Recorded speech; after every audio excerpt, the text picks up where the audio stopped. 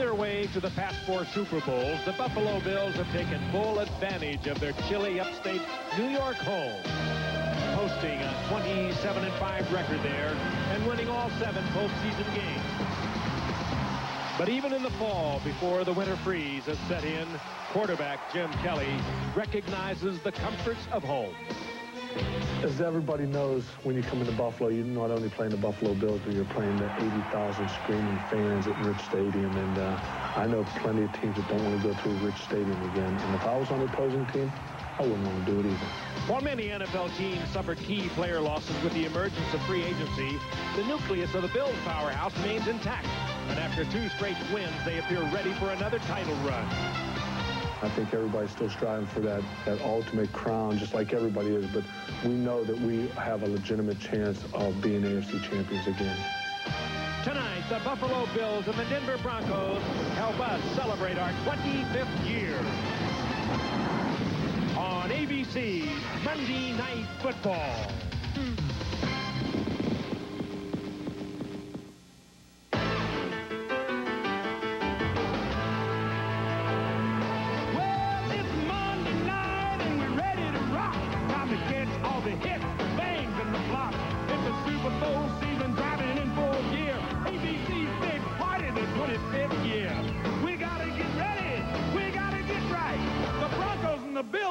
Put it up tonight.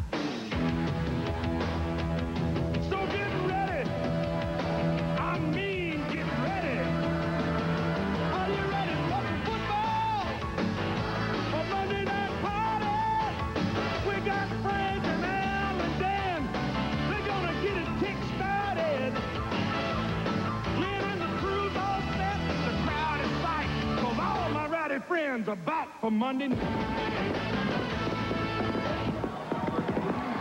Rich Stadium in Buffalo, New York, home of the 4-time AFC champion Buffalo Bills. They love their Bills here in Western New York, where the rallying cry is try for 5. And tonight, the Bills are home to take on the Denver Broncos on ABC's Monday Night Football. Hello again, everyone. Frank Gifford with Al Michaels and Dan Deerdorf. Welcome to Buffalo. Good one for you tonight. 2 old AFL rivals in their throwback jerseys, getting it on one more time. It should be a lot of fun. Buffalo, again, off on a roll. They started slowly. They lost their opener to the Jets, but they've won twice on the road against England, New England, and Houston, and they feel they can indeed go back to a 5th consecutive Super Bowl, if you can believe that one. Meanwhile, the Denver Broncos off to a horrendous start. They are 0-3, and 0-3 is bad enough, Al, but 0-3 in Denver is awful when the last loss to the Raiders, 48-16, and if you're a Denver Bronco, it's a good time to be on the road. And that first loss, Frank, at home was a game in which they blew an 18-point lead to San Diego. Then they lost in overtime to the Jets. Last week, a total humiliation. In fact, a lot of the Broncos described it as a complete embarrassment. Since the dawn of football, players and coaches have talked about playing with confidence and emotion and intensity. And those words are used so often, they very often ring hollow. But tonight, the Broncos better play with at least a couple of those. Clearly, a win tonight on the road against the 4-time defending AFC champs will turn their season around. But another humiliating loss would be the forerunner to probably the longest season the Broncos have seen since the days of the vertically striped socks. Meanwhile, Dan, in Buffalo, things are a whole lot different than they are in Denver. They are 2-1 are the Bills. And what else is new? Looking ahead to a 5th Super Bowl. The drive for 5, they're calling it here in Buffalo, Al. And the last 4 AFC championship games have been played here in Buffalo, and for good reason. It wasn't because of a fluke, an upset, or some sort of a mistake. The game was here because the Buffalo Bills were head and shoulders above the other teams in the AFC. Now, the good news for the other AFC teams is I think the Buffalo Bills have come back to the pack a little bit. Free agency was tough on this ball club. Injuries have hurt them, particularly in the offensive line. And this is a team that's struggling to score points, scoring only 18 a game. Now, the bad news for the rest of the AFC, the cast of characters that we've all grown to appreciate is still here. Jim Kelly, Thurman Thomas, Andre Reed still lead this club offensively. Defensively, it's still Biscuit, it's still Darryl Talley, and it is the incomparable Bruce Smith. And folks, tonight, his matchup with Gary Zimmerman as Bruce Smith chases John Elway makes this game worthwhile.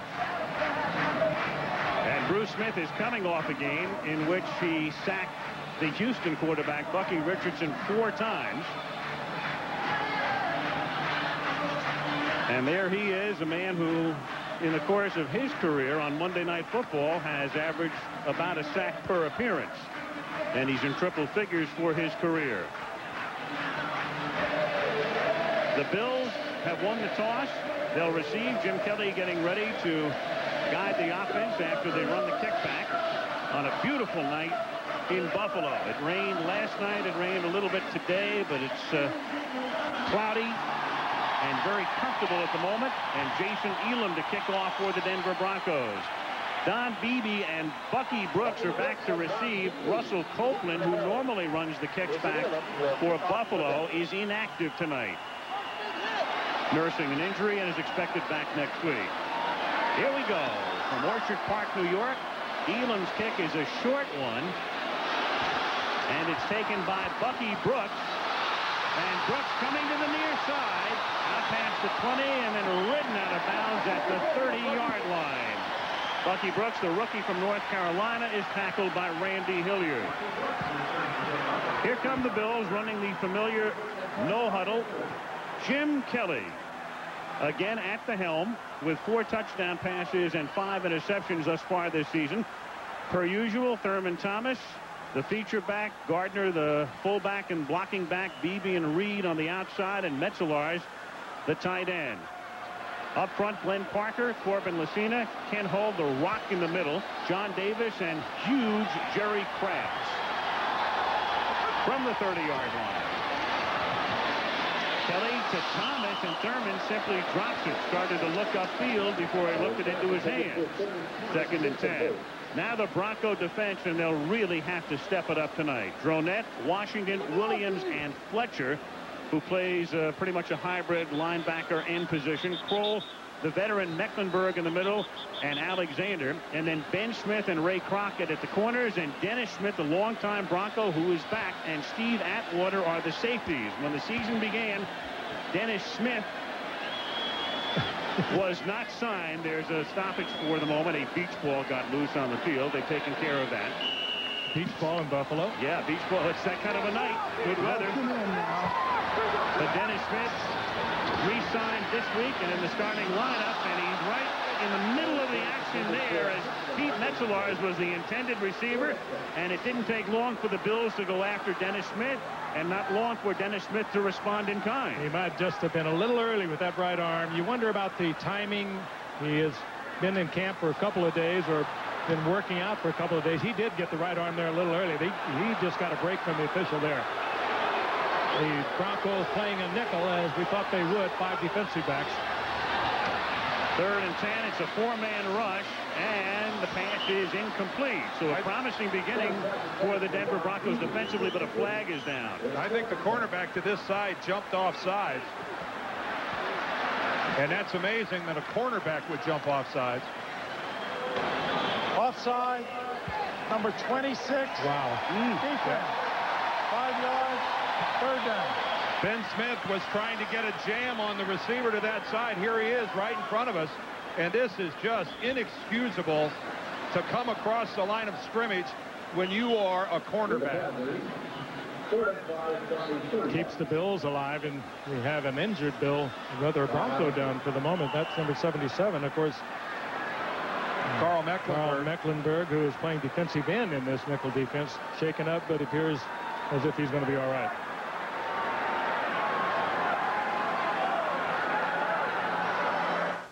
Coach Reeves sends in the... Mecklenburg shaken up, and he comes out. His spot is taken by Harold Hasselback. Carl appears to have been struck in the left eye. They've been looking at his left eye, and you can see it there that it's swelling. They can ill afford to lose Mecklenburg. 3rd down and 5 now after that penalty. And flags are down. Kelly throws. And the pass is caught. The head linesman right there to say that Beebe was inbounds as he made the grab. Well, Denver way across the line of scrimmage at the snap of the ball. Defense. That penalty is declined. And even with that bad coverage, as Beebe was being covered by Crockett, there's the movement at the line of scrimmage, giving the Bills an opportunity for the free play. Crockett laying way off of Beebe. And Beebe gets first down yardage and much more. Shane Dronette was offside, and now it is Thurman Thomas who breaks into Denver territory. And Dennis Smith comes in for the last hit at about the 43-yard line. Appears to be just a little shy of a first down. Steve Atwater got there first. Let's go back to that third down pass there to Don Beebe. Let's check his feet. Instead of looking at the ball, let's look at the feet. There's the left down, and there comes the right.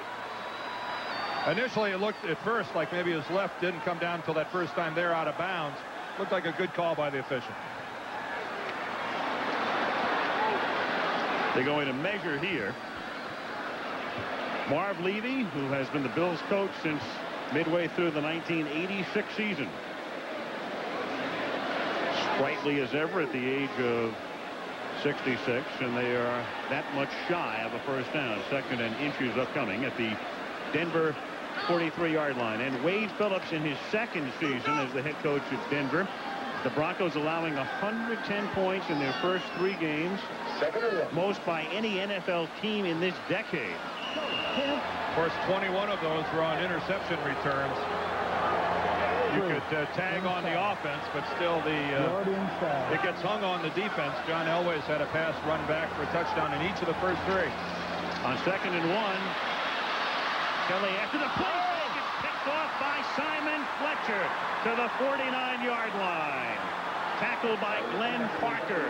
So Kelly, figuring it's a free play at 2nd and inches, the play fake, looked downfield, then went underneath, and Simon Fletcher turns in a very big play for the Broncos. He was trying to go to Andre Reed deep. Reed was well covered by Ben Smith with help from the safety, and as Kelly checked off looking for a receiver in a little closer, his arm was touched just as he released the ball, and Fletcher was right there. And Simon Fletcher good hands, too. Doesn't have a sack yet this season, but he's got the first big play for Denver, a team that desperately needs one. And absolutely needed one very early in the game. Elway goes right to the air on first down, under pressure, dumps it off, and it's dropped by Leonard Russell.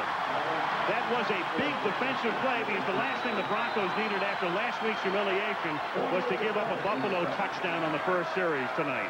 John Elway, 4 TDs and 4 picks, and as Dan mentioned, 3 of those interceptions have been run back all the way. Bernstein and Leonard Russell in the backfield. Anthony Miller is the ex-Charger. Cedric Tillman starts on the other outside spot, and Shannon Sharp is back in. Zimmerman, Nylander, Waddell Habib, and Freeman, the interior 5. That's Bernstein, who's missed some action with a hamstring pull in motion, and Russell, the former Patriot, taking it to the 47-yard line. It'll be 3rd down and 6. Mark Maddox makes the tackle after he broke what would have been a Bruce Smith tackle. Mecklenburg's eye is still being worked on.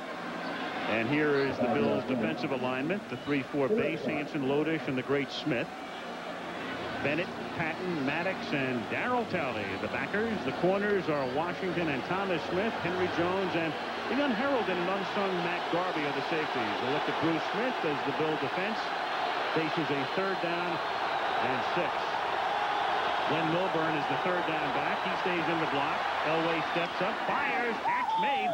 Shannon Sharp back from a knee strain. He was in and out of the game all last week against the Raiders, a key man who led the team in receptions last year with 81. He will be key tonight. Derek Russell, the outside receiver, is not in the lineup. This pass was completed to Sharp against a dime defense, 6 defensive backs, and yet Sharp was able to open up, move away from Henry Jones and Elway with the rifle, just the completion. 2.5 minutes into the game with no score. The Broncos, and it's Bernstein. Pushed back after he picks up 3, takes it to the 34. Marcus Patton makes the tackle. Lynn Swan working the sidelines. What's the update on Carl Mecklenburg, Swanee? Al, Dan was correct. He took a thumb to the eye. They think he'll be okay. He'll come back in the ball game, but not until they put a protective visor on his face mask. But he should be back in the ball game. Al?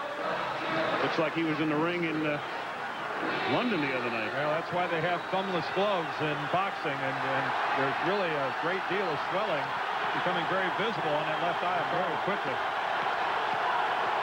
2nd and 7. Elway off the fake.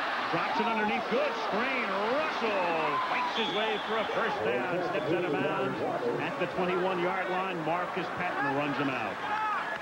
Screen well set up. Of course, Leonard Russell, one of the fine running backs, 1,000-yard season a year ago with New England, one of those unprotected free agents that they kind of lucked into at Denver, and he has been a good performer for them. And you see the screen out in front of it. Lander was out there getting a key block. Another first down, Denver. Broncos at the 21 of the Bills. No score, 11:25 to play in the opening quarter. Cedric Tillman in motion. Here's Rod Bernstein.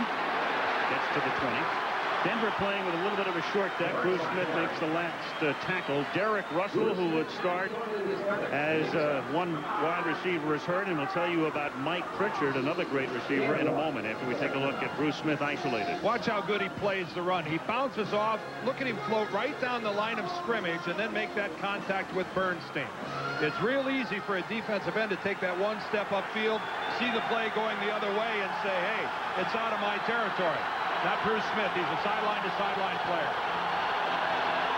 Russell in motion. There's movement on the left side. It looked like Gary Zimmerman jumped. Yeah, he flinched. False start. Number 65. Offense. 5 yards. Second down. You could start a whole new category in this league called flinches opposite Bruce Smith. There is such a premium if you're an offensive tackle to getting some separation, getting back off the ball. Smith is so quick in his initial burst upfield. A lot of guys play light on their heels in an attempt to get started. At times Zimmerman couldn't help himself. He moved. From the 25, and Bruce Smith comes across the line, and this play is whistled dead. That's why he's so fast off the ball. Yes. He's really fast that time, Dan. The new rule has helped them to some degree, hasn't it, Dan, where they can actually drop that left foot back quite a bit. They are allowing the offensive lineman to get farther off of the ball now. Encroachment. Right defensive end. 5 yards. Second down. See, they have so much respect for Bruce here, they won't even name him. That's right. Bob McElwee, yep. Afraid he might get smacked. Right. Just refers to him generically. Walt Corey, a longtime defensive coordinator. And he's formed a pretty good partnership with Marv Levy. They've been together for quite a while and worked nicely together. They've had a great thing going for a number of years. Second down and 9 from the 20. Bernstein, and he can't escape Marcus Patton, who is showing blitz, moving through, and is able to make the tackle in the backfield. These Bills linebackers are not big, but they're very quick. Cornelius Bennett with the great speed on the outside. We all know about him, but Patton is a fine athlete. He also has speed. None of them go over 240 pounds, but they're ever so quick. And you see Patton reading it, stepping in front of the block. 3-yard loss. They caught the Broncos in a blocking scheme where the linemen are pulling, and that is when a blitz is at its most effective because you can run in behind them. 3rd and 13 from the 24. Away throws, and it's dropped by Shannon Sharp. So they bogged down at the 24. The Broncos have one of the best field goal kickers in the league in Jason Elam, and he will now set up for a 41 or 42-yard attempt. Well, Shannon Sharp is still wearing a sizable brace on his right knee. You can see it. We asked Wade Phelps last night, how far back is he? He said, well, I'd say 90%. Last week it was about 60, but that's a ball Shannon Sharp normally catches. 41-yard attempt. Jeff Campbell will spot it.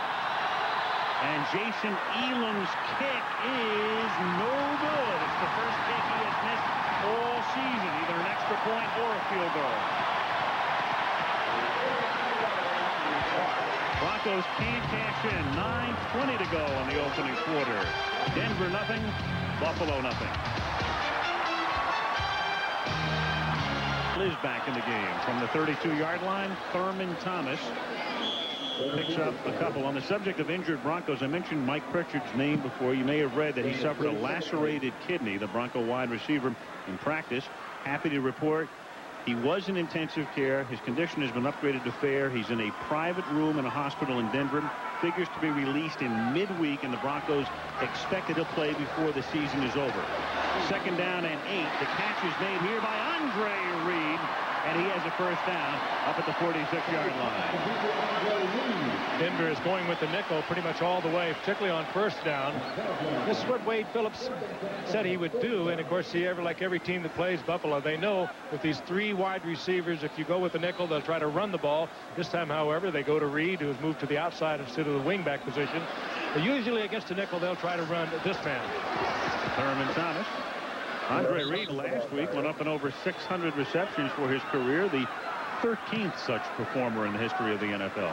He's an amazing athlete. If you look at Charlie Waters, the defensive coordinator, who was really under fire out in Denver, but so Thomas carried that ball 355 times a year ago. Frank, it's a very long line of people who are under fire out there. 2nd and 8. Thomas with blocking has the first down. And it is brought down at the 40-yard line. Ken Hall got out there to throw a real nice block, and Corbin Lucina as well. Not a whole lot you can do in changing personnel against the Bills, but when they go with their no-huddle offense, and Dennis Smith getting a little breather on the sidelines, we assume he's all right. Well, you got to wonder, only signing on Wednesday, how many productive plays are they going to get out of Dennis Smith tonight? Particularly against the no-huddle offense. Things happen quickly out there. And the guy's 35 years old. And they bring in Rondell Jones to replace him, and he was torched last week by Hostetler and the Raiders. Kelly throws, the catch is made. Billy Brooks makes the reception and is tackled at the 31-yard line. What about Dennis Smith too, Dan? This is not a game of friends out there either. You can be going to Canton, Ohio. They'll find you if they think you're a little bit tired, a little bit out of shape. So Dennis is getting a little bit of a breather. Mercy is hard to come by in this league. Is that what you're saying? There is none. No. 2nd and 2. And the completion to the 26-yard line. Reed makes the catch, and that's a first down with 6:50 to go in the opening quarter. No score. One of the things to watch for tonight is, are the Denver Broncos able to mount any sort of a pass rush against Buffalo? It's hard to get a pass rush against them because they throw quick, and you get tired with this hurry-up offense of theirs. The front four of the Broncos only have a half a sack through 3 games. If they can't pressure Kelly, they're in for a very long night. That half sack belongs to Ted Washington as Thurman Thomas works his way over the left side to the 20-yard line. I tell you, playing the defense they're playing, the nickel, the Denver Broncos, either 5 defensive backs, 6 defensive backs, you have got to stop the pass. I mean, you've got to stop the run. There's somebody down on the ground, a Denver Bronco. Shaken up.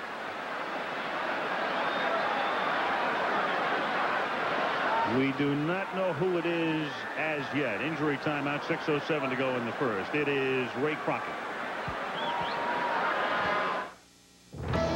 They speak it in England, France. Right in the middle of your screen is Ray Crockett, number 39. Look at his right leg. It gets caught underneath. One of his own teammates rolls up on him from behind.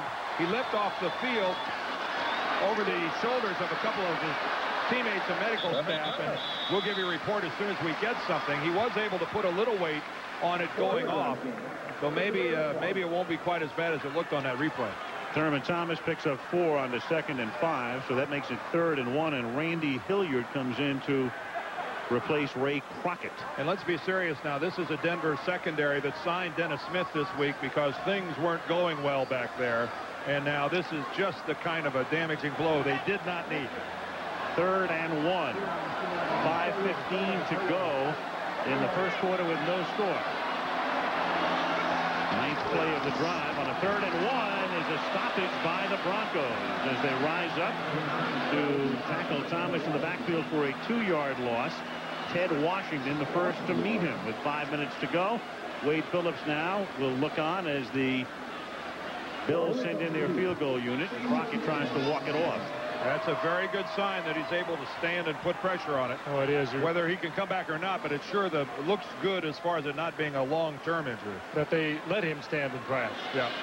Steve Christie kicked 5 field goals last week for all of the points at Houston. This is a 36-yard attempt for a man who hasn't missed a kick all season and still hasn't. Buffalo gets on the board first. 4:28 to go. First quarter. Bills 3. Broncos nothing.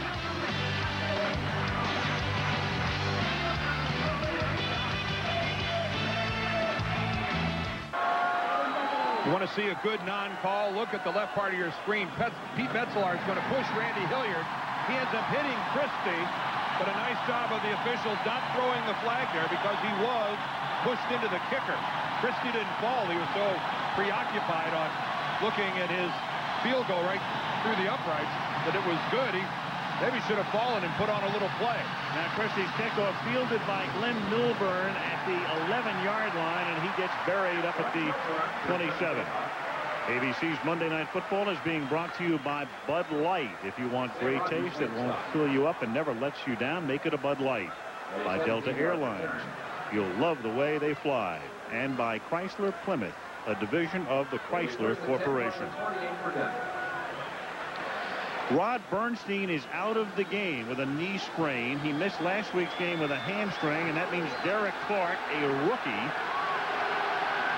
will come in and see quite a bit of action, I am sure, in a two-back set. But Leonard Russell now has to become the guy. And Leonard Russell is the guy right here who spins away, gets across the 30 to the 31-yard line. Well, Russell is used to the load because Bill Parcells a year ago ran him 300 times, and now another Bronco is coming out, and that's the big right tackle, Russell Freeman, holding his left shoulder. Boy, how bad can things go in the Mile High City here? Russell Freeman, a good, solid right tackle, his third-year guy out of Georgia Tech, and hopefully that's just some kind of a stinger there that he'll get the use of that arm back here pretty soon. Second down and 7 from the 31. Elway gets sacked back at the 17. Bill Hansen. And he's working against Don Maggs, the guy who comes in off the bench and replaces Russell Freeman. So Maggs, the former Houston Oiler, gets his indoctrination to the pace of this game in a hurry. Boy, that's a big sack, too. That's a lot of yardage. Maggs have been released early in the year, Dan. They just signed him right before training camp. Hasn't played much to speak of, and Hansen blew right by him. He came over to Denver last year from Houston for mega dollars. He got a huge contract. They released him and then signed him for a whole lot less. Third and 19. They've got to get to the 38 to convert, and they do, and then some. Sharp makes the catch and takes it to the 50-yard line. On third and 19, the Broncos, on an Elway to Sharp completion of 31 yards, take it to midfield. Well, it'll be interesting to watch, though, that Maggs and Hansen duel, because Hansen got by him again, and only Elway's ability to scramble, he found the open spot and found the open Sharp. But Elway under pressure again from Hansen. Sharp wide open in that zone coverage. 3-0 Buffalo, 2.5 minutes to play in the opening quarter. Russell. Leonard moves his way to the 49-yard line. Pretty good job there, guys, by Henry Jones, the strong safety. Now, he got mugged for his efforts, having to take on two offensive linemen at the same time. And poor Henry, only 197 pounds, but he's developed into one of the game's better strong safeties. But he's got the force, and he ends up taking on Habib and Melander. That's called sacrificing your body. It's not over yet. I feel like you're caught on an expressway. Good work by Jones, though. Second and 9. On a delay. Russell to the 47-yard line. He is tackled there by Darryl Talley. Shot from the Goodyear Blimp Stars and Stripes. Rich Stadium. Capacity 80,000. They were a little shy of that tonight. In fact, they were so much shy at the deadline that the game is blacked out in Buffalo. That brought out a lot of people at the gate, I think, though, Al, because a few empty seats, but very few. Yep. And beautiful weather tonight. Third down and 6 at the 46-yard line.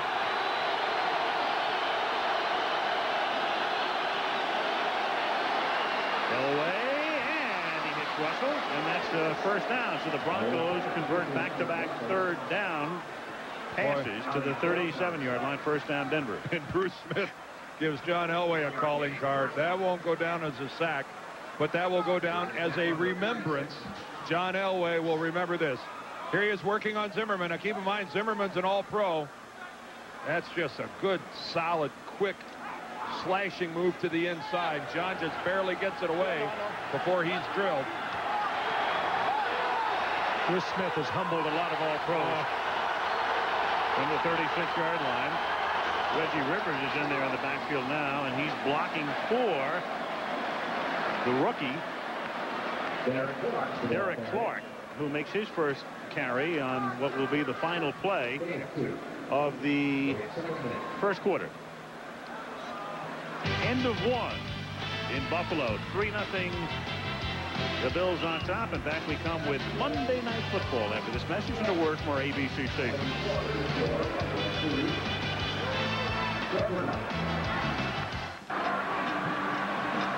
Bronco injury woes mount. Rod Bernstein is out, and there is Russell Freeman. Yeah, he's taken the shoulder pads off. They say he's got a sprained left shoulder, and he's out for now. That's the terminology the Broncos are using. He is out for now. They'll examine him further at the halftime and then make a determination whether or not he can go in the second half. Starting right tackle is out. Start the second quarter. 2nd down and 9 from the 35. Bills leading 3-0. Catch is made by Reggie Rivers, and he's about 2 yards shy of the first down. Tackle made by Mark Maddox. Rich Stadium, Orchard Park, New York. Al Michaels, Frank Gifford, and Dan Dierdorf.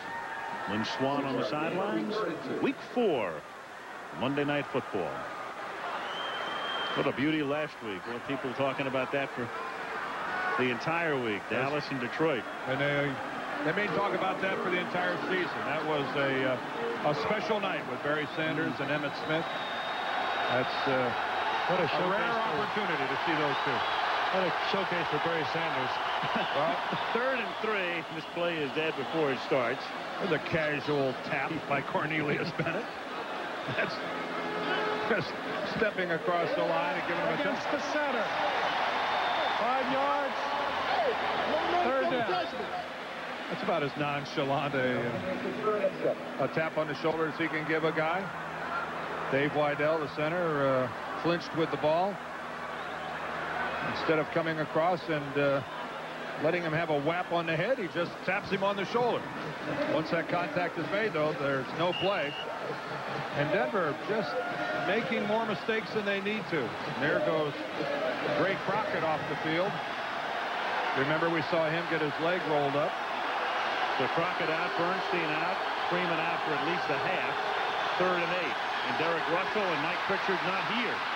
Wide open. Elway scrambling. Oh, old-time John Elway type of run. He does that with less and less frequency, but still with a lot of effectiveness. I'll tell you, if you don't have some kind of a spy, some kind of a set defense for John Elway, you get a situation like that, he can turn nothing into something big time. The Bills with no one on the coverage, and Elway down the sideline all by himself. You know, teams for years, a part of their defensive routine was to always have a spy whenever you played John Elway, and I wonder if because of Elway's age, teams have gotten away from that a little bit. 22-yard gain for John. Elway, the fake throws. Oh, he jammed it in there for the touchdown. Anthony Miller with double coverage, and Elway put it right on the numbers, and Denver has 6. Well, they may be 0-3, but those are 2 of the finest this game has ever produced. Anthony Miller, the wide receiver, came over from San Diego on the slant, got in between Darby and Washington, and Elway found the little slot, got it in there. Miller holds on. Great concentration. That's Darby's play when he comes to the inside like that. It looked like Matt just misjudged the angle to go after Anthony Miller. He came too far to the inside. Jason Elam tacks on the point after, and that's a 72-yard march for the Denver Broncos. Boy, you look at it slow motion, and it doesn't look as difficult as it was at full speed. He threaded the needle on that, and he had something on it, and Miller came down with it.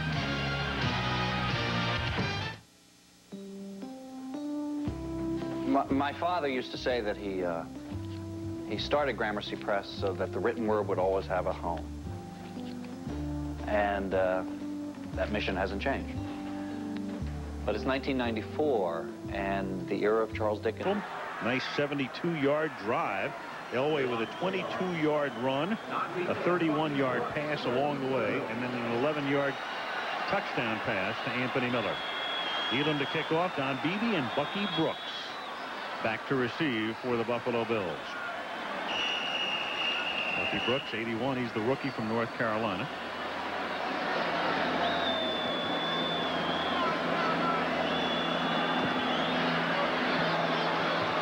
Elam's kick floats into the arms of Brooks at the 17. And it's a 17-yard run back from the 17 out to the 34. Kelly goes to work from that spot. 13:31 to go in the half. Denver 7, Buffalo 3. Aptiva. He can get to anyone in D.C. The man has contacts everywhere. It's a neurological inflammation. On a Wednesday, it's Thunder Alley, All-American Girl, Roseanne, Ellen, and Turning Point. The Tuesday and Wednesday lineups in prime time right here on ABC, where in Orchard Park, New York, it has begun to rain. For the first time during the course of the game, it rained, well, it's starting to come down pretty good right now. Yeah, it just started. It started as a little sprinkle just about 2 minutes ago, and now it's opened up pretty good. The prediction was for intermittent showers, and the intermittency has arrived. 1st and 10 for the Buffalo Bills from the 34-yard line. Buffalo down by 4. Kelly under pressure, and it's Simon Fletcher at the 26-yard line.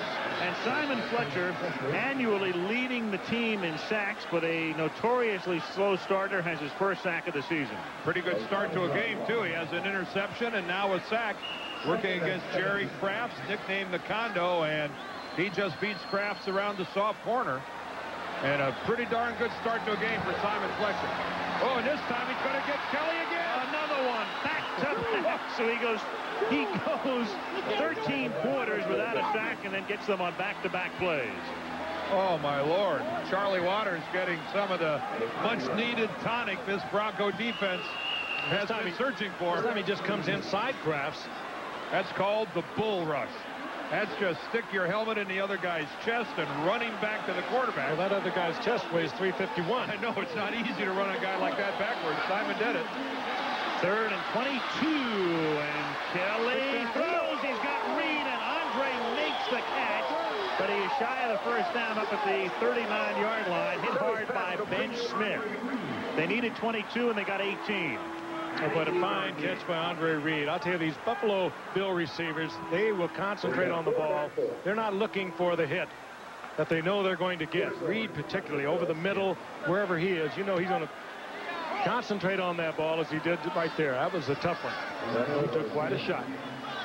Chris Moore to punt from the 40-yard line. Glenn Milburn back to accept it.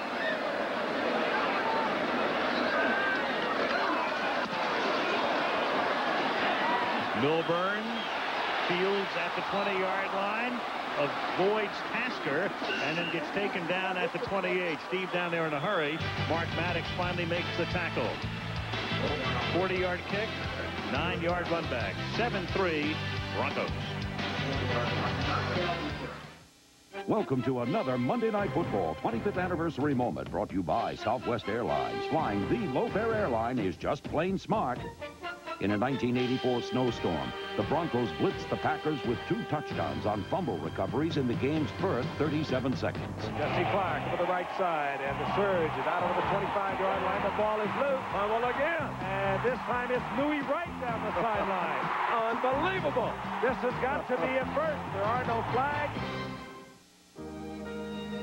The Goodyear Blimp Stars and Stripes has made its way up from Pompano Beach, Florida to western New York. Rain right now is just a drizzle. Getting a free wash up there tonight. Yes, he is. Denver leading 7-3. Early second quarter, first down from the 28, and Elway floats one out of bounds. ABC's Monday Night Football is being brought to you by Southwest Airlines. Flying the low-fare airline is just plain smart. New ice brewed ice draft from Budweiser. Taste the future of draft beer. And Visa. It's everywhere you want to be. Before you start talking about Bud, Al, you saw a look at almost amused look by John Elway. That ball probably had a little moisture on it, and it really was a flyer. 2nd and 10. You saw the logo denoting the 35th anniversary season of the Buffalo Bills. Here's the catch made by Lynn Milburn up to the 35-yard line. It'll set up a 3rd and about 3. Bennett makes the tackle. Yeah, they had a celebration down on the field. They had about 80 gentlemen who used to play for the Buffalo Bills over the course of their 35 years here in Western New York, and a warm reception by the crowd, and a fair number of people in the one end zone started chanting OJ, OJ, as they were introducing a lot of these Bill players, and of course he's well thought of here in the Buffalo area. As the crowd began today, he was very much on the minds of the Bills alumni. Elway going the other way. He had Miller open, and it wobbled, and it's incomplete. No coverage at all on Miller. He raised his arm. Elway spotted him, and he knew full well he should have got it to him. He could have set and got this back in the field of play. Well, the ball, again, looks like it comes out of John Had to be. John Elway throws as tight a spiral as any quarterback in this league. And you can see that ball started to flutter the minute it left Elway's hand. The officials are going to have to work hard tonight to keep the ball dry. Tom Ruin to kick. The rookie Jeff Burris back to accept it. Good deep kick fielded at the 13-yard line by Burris. The 52-yard punt. Tony Kimbrough makes the tackle. 11:01 to the half. 7-3 Broncos. One thing we've neglected to mention to this point, Buffalo's played 3 games this year, and in 2 of those games they haven't scored a touchdown, even though their record is 2-1. 5 field goals last week against Houston, and 23-3. They lose to the Jets. And they only beat New England by 3. Just a field goal so far tonight. They begin this drive with Thomas tackled behind the line of scrimmage for a 2-yard loss. And I know one thing. I'm not surprised in the effort that we're seeing out of the Denver Broncos tonight. This is a team that very much was up against the wall, not only for themselves, but for their coach. Wade Phillips is getting buried in Denver. He's a popular candidate, a popular choice among the players, as Buffalo runs another one here. And Beebe makes the catch. And it's really a case for the Denver players of they're really fighting not just for a successful season, but they're fighting for Wade Phillips. If they were to come in here tonight and roll over and go toes up, Wade Phillips and his perception of being able to lead a group of men would come under serious fire. 3rd down and 2 after the last reception. It is under serious fire. Yes, it is, but that fire would have become an inferno if they'd roll over tonight. And the catch is, yes, it is made. Don Beebe able to make the catch at the 31-yard line. They convert. Dennis Smith on his first safety blitz did not time it out well, and the completion was there. Beebe reading that blitz. Smith came from deep in the secondary. Beebe pulled up, and Kelly was right there. From the 31, Thomas picks up 5. Dan mentioning the fact that Wade Phillips has been under so much fire. I mean, we see all of the clips and hear what's going on out there, and some of it is personal and very vicious. I mean, it's one thing to take your football seriously. It's another thing to take it much too seriously. One of the things that's changed is Charlie Waters is on the bench, and it almost appears as if Wade Phillips is calling the defenses. Here's Thurman Thomas taking it up to the 43-yard line and close to a first, tackled by Hilliard. They said they would confer. They're talking, of course, to the press box, but there's Charlie Waters, who came out of the press box. He's on the field, and Wade Phillips is indeed calling the defenses. All this talk about effort and everything else is wonderful. This team is 0-3. What they need tonight is a full 60 minutes and a W in the W column. Kelly on first down, and Andre Reed takes it to the Denver 40-yard line. We talked about Reed and his ability to come across the middle and run with the football once he comes down with it. But this year they're trying to get Reed in, who draws double coverage all the time. They try to move him around a lot more. Try and disguise the offensive set. They'll put him on the outside. They'll put him on the inside. Weak side, strong side, everywhere. Yeah, this is Kenneth Davis, who is the backup for Thurman Thomas, has been for years, and about as quality a backup as there is in the National Football League. Stopped just about at the line of scrimmage. It'll be 2nd down and 10. I think 10 years from now, you're going to be able to win a lot of money in a trivia contest by saying to somebody, You know how many catches Andre Reed had in his NFL career? Yeah. And somebody will guess, and he'll be about 300 short. That's right. And you'll tell them how many he has, and they'll go, no, I don't believe you.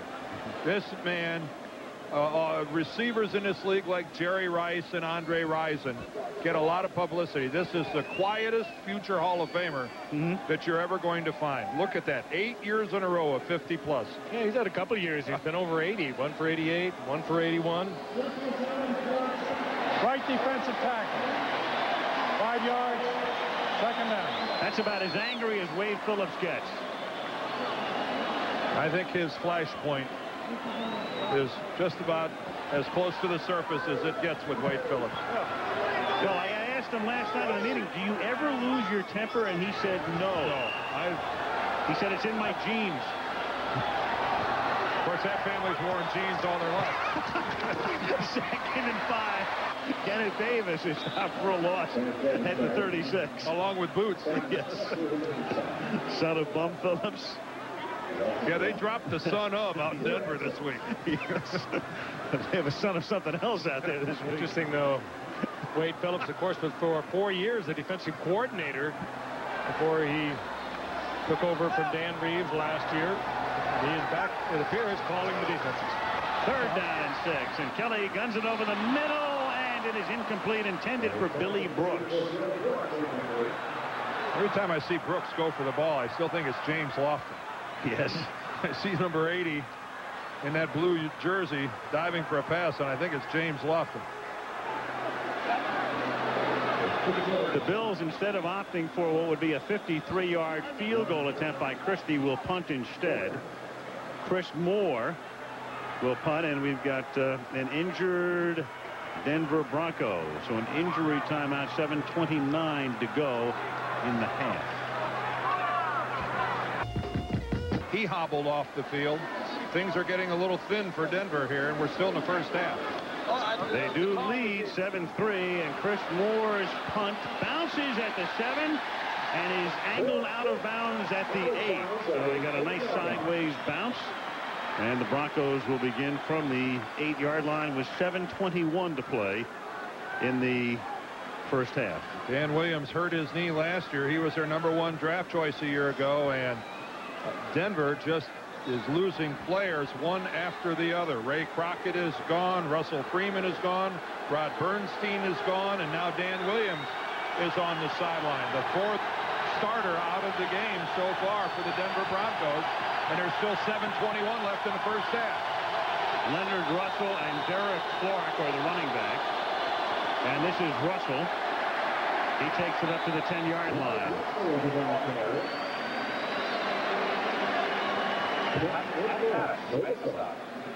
2nd and 8. John Elway, Stanford, 12th year in the league.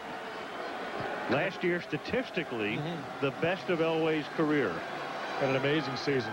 65% completion.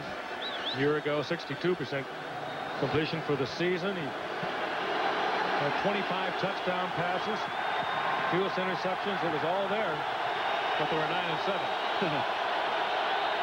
Here comes the 12th man. In full voice, 2nd and 8. And Russell gets dragged down by his shirt by Bruce Smith up at the 15. Talking to Bruce Smith before the game, I said, Bruce, how much do you weigh?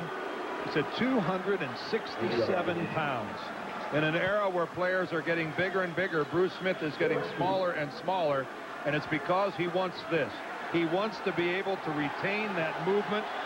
You are looking at a defensive player at the very peak of his prowess. This man is unstoppable. 3rd and 3. And Russell comes up a little short. Cornelius Bennett right there to make the tackle. You know, Dan, anyone else other than Bruce Smith at that size, you would be tempted to run right at him as opposed to running away from him because he is so quick. But he can take the defense straight and take the offense straight on. He's really redefining how to condition himself. You know, Bruce got here as a rookie. He was overweight. He didn't have great cardiovascular endurance. And he is just a wonderful example of someone who has worked his way into the player he is. Tom Ruin kicking to Jeff Burris. 48-yard punt. Burris, a rookie from Notre Dame. And Burris, one man to beat. He beats him. Touchdown, Buffalo. Flag down. 2 flags. One at the 20, one at the 14. One on the near side of the field and one on the far side. The #1 draft pick from Notre Dame. Some fireworks here in Buffalo. Ineligible receiver down on a kick against the kicking team. That penalty will be declined. Touchdown. It stands. 2 flags for the same penalty. That was a fine run, but that was some pretty bad tackling also. Well, you're right about the bad tackling, Frank, and it's something that plagued Denver last week in their loss to the Raiders.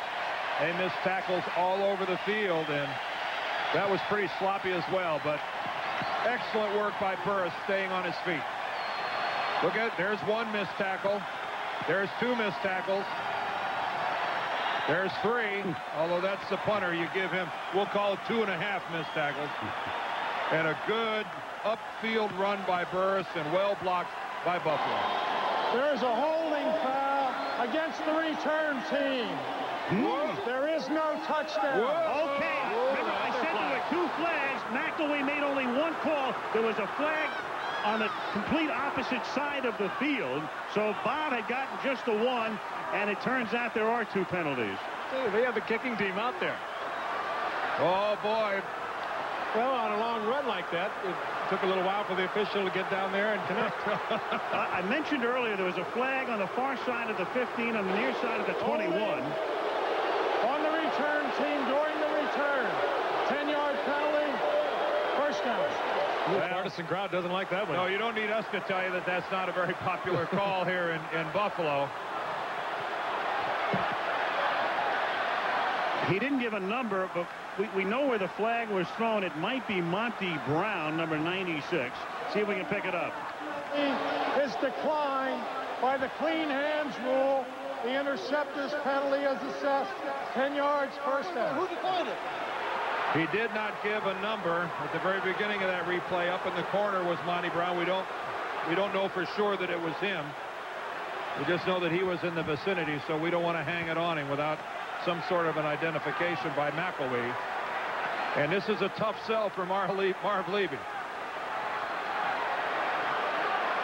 Marv, been known to use salty language on occasion. I think he has a master's degree in English, doesn't he? From Harvard, yes. And so I think he'll go deep into that reservoir to come up with something choice for the officials. Marv swears multisyllabically, trust me. Don't we all? Yes. And sometimes just 1 or 2 syllables. Thurman Thomas out to the 40-yard line, so that negated what would have been a 65-yard touchdown return. I'm trying to recall the last time I saw the officials get together, signal a touchdown, have the kicking teams out on the field preparing to kick the extra point, and then call it off. 2nd and 2, and Thurman Thomas picks up a couple. It's a lot easier to do, by the way, when the penalty is against the road team.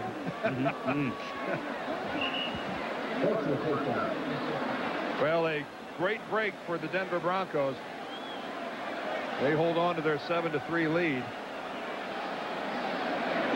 They're going to measure here. It'll either be 3rd and a couple of inches or a Buffalo first down with 4:33 to play in the half. Denver leading by 4. First down, Bills. One of the things that counted on heavily from Dennis Smith, who's seeing only spot duty tonight, is coming up and playing like a linebacker in that nickel defense with the 5 defensive backs. You got to stop this guy on the run. Kelly airs it out, looks for Beebe. Good defensive work. Randy Hilliard, a man on a spot because Ray Crockett is hurt, so that's why Hilliard's in the lineup, and he's equal to the task here. And Hilliard was looking for a flag. He thought that he'd been interfered with by Don Beebe. He might have got a little shove from Beebe. Beebe gave him a little push just as he goes for the ball. Oh, yes, he did. Hilliard wanted the call. That's still pretty well played by both men. You know what Hilliard did that was really nice? Was that he was looking at the ball, and when it was thrown short, he was able to stop without running into Beebe. Here's Thomas on 2nd and 10. And Thurman pulls forward up to the 48-yard line. It'll be 3rd and about 4. Clock ticking down. 4 minutes to go. First half. The Broncos seeking their first win of the season, leading the Bills 7-3. 3rd down 4. Buffalo from its own 48-yard line. Kelly looking over the middle, and Andre Reed lives in the middle. Inside the 30. Tackled from behind at the 20-yard line. Brought down by Ronnie Bradford. And a flag is down at the 40. It was thrown right where the ball was caught. I don't think it could be against Andre Reed. Pass interference, number 21 defense. Penalty is declined. First down. Hilliard, who made that great play a short while ago against Beebe, is called for pass interference. The play will stand, and again, wonderful concentration on the part of Andre Reed. And again, poor tackling by the Denver Broncos secondary. Almost on every play. Yep. It's going to be a missed tackle. Not only is there interference, but then Hilliard doesn't make the tackle. Atwater goes by. Jones is in a position not to make a tackle. Thomas on 1st down. Stop, loss of 1 at the 21. 2nd and 11, Buffalo. What a classic catch by Andre Reed. Took that ball right on the chest. He knew he was going to get hit, or thought he was. He should have been, but he wasn't. I think he was surprised that he wasn't unloaded on. Well, first of all, what a wonderful person Andre Reed is. Just a delight to talk to. Secondly, what a wonderful body he has for playing the game of football at the wide receiver position. He looks like a miniature linebacker. Great musculature. 2nd and 11. Kelly incomplete. He tried to hit Bucky Brooks, the rookie, and Randy Hilliard with the coverage. Who were there finding Hilliard? And that time Hilliard again in good position. Bucky has to wear his whole name across the back because they have Bucky and Billy Brooks. Fine athlete out of North Carolina, 2nd-round draft pick. Sprinter on the track team. This is the first time he's been active this year. He was inactive the first 3 games, and so he's getting his first taste of regular season NFL action. Is Mr. Bucky Brooks. 3rd and 11, 2:51 to the half. Denver up 7-3. Kelly over the middle again, and a leaping catch is made at the 10-yard line by Don Beebe. He stretches. He tries to pick up the first down. Atwater comes in and says, don't give him that spot. It's going to be very close. They're not going to give him that stretch. And he's going to be a little short of the first. Kelly wants to go for it. Now, how often do you see a quarterback who goes to the crowd for help in convincing his coach that he's going to go for it? I like it. Rondell Jones makes the stop. They're going for it on 4th and inches, and they've got it. Thurman Thomas. Marker down, flag down at the 8.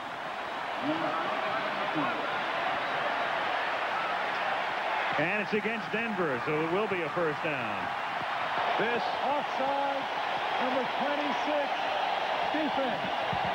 5 yards. First down. Another offsides by a cornerback. Ben Smith, that's just almost defies description. You can only say it's careless. Yes, I would say it's careless, nth degree. This is where this offensive scheme of Buffalo's really pays dividends. Denver now is back on their heels. 1st and goal. Fake to Thomas. Kelly flips one into the end zone, and Beebe had to turn into a defensive back. Ben Smith with the coverage, and let's see whether it's offensive or defensive here. That's okay. He's pushing off again. Smart play by Don Beebe if that's offensive interference. Smart play, because that's an interception all the way. Take the penalty, you keep the football. That ball was going to be intercepted by Ben Smith. Give Don Beebe credit. Strange pass. R.C. Owens would have had a hard time coming down with this one. Kelly just floated it up there. Well, Kelly was under all kinds of duress. A safety blitz on the part of the Broncos. Number 82, offense. Don Beebe's fighting for position, trying to get in a position to catch the ball, but when it became apparent that Ben Smith had the best shot at it, you go ahead and take that penalty. And that takes us to the 2-minute warning. The ball is at the 15. It is Denver 7, Buffalo 3.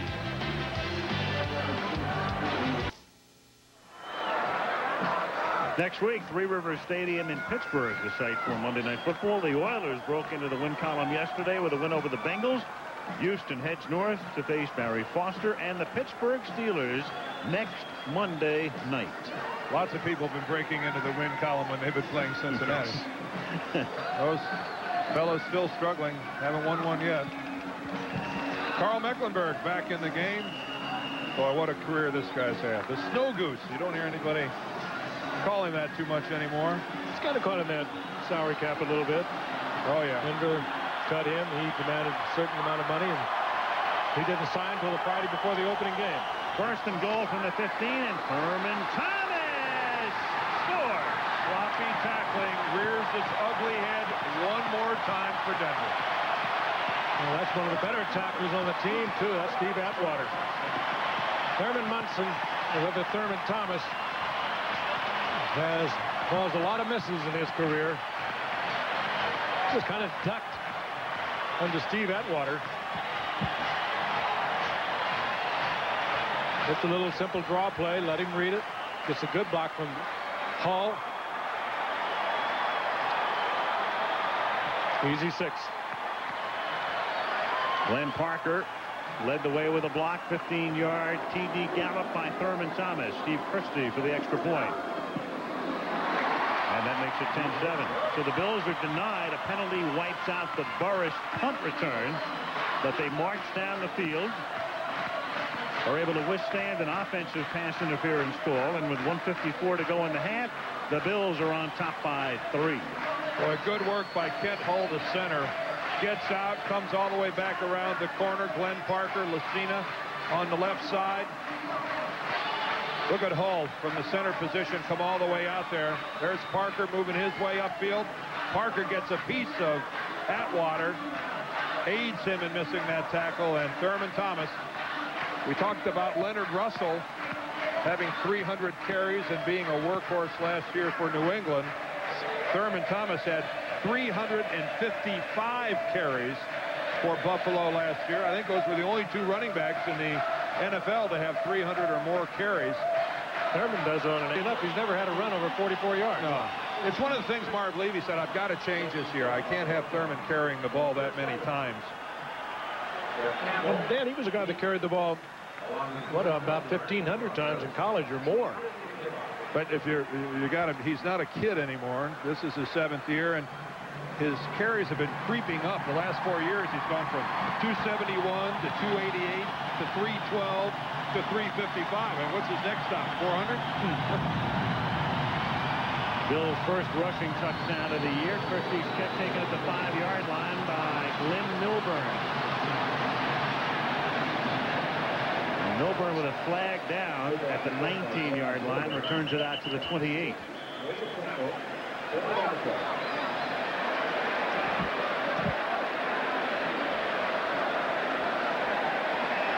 Yeah, that kind of hurts Denver.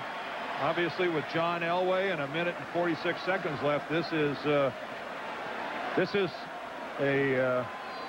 situation that John Elway has covered a lot of real estate in the past.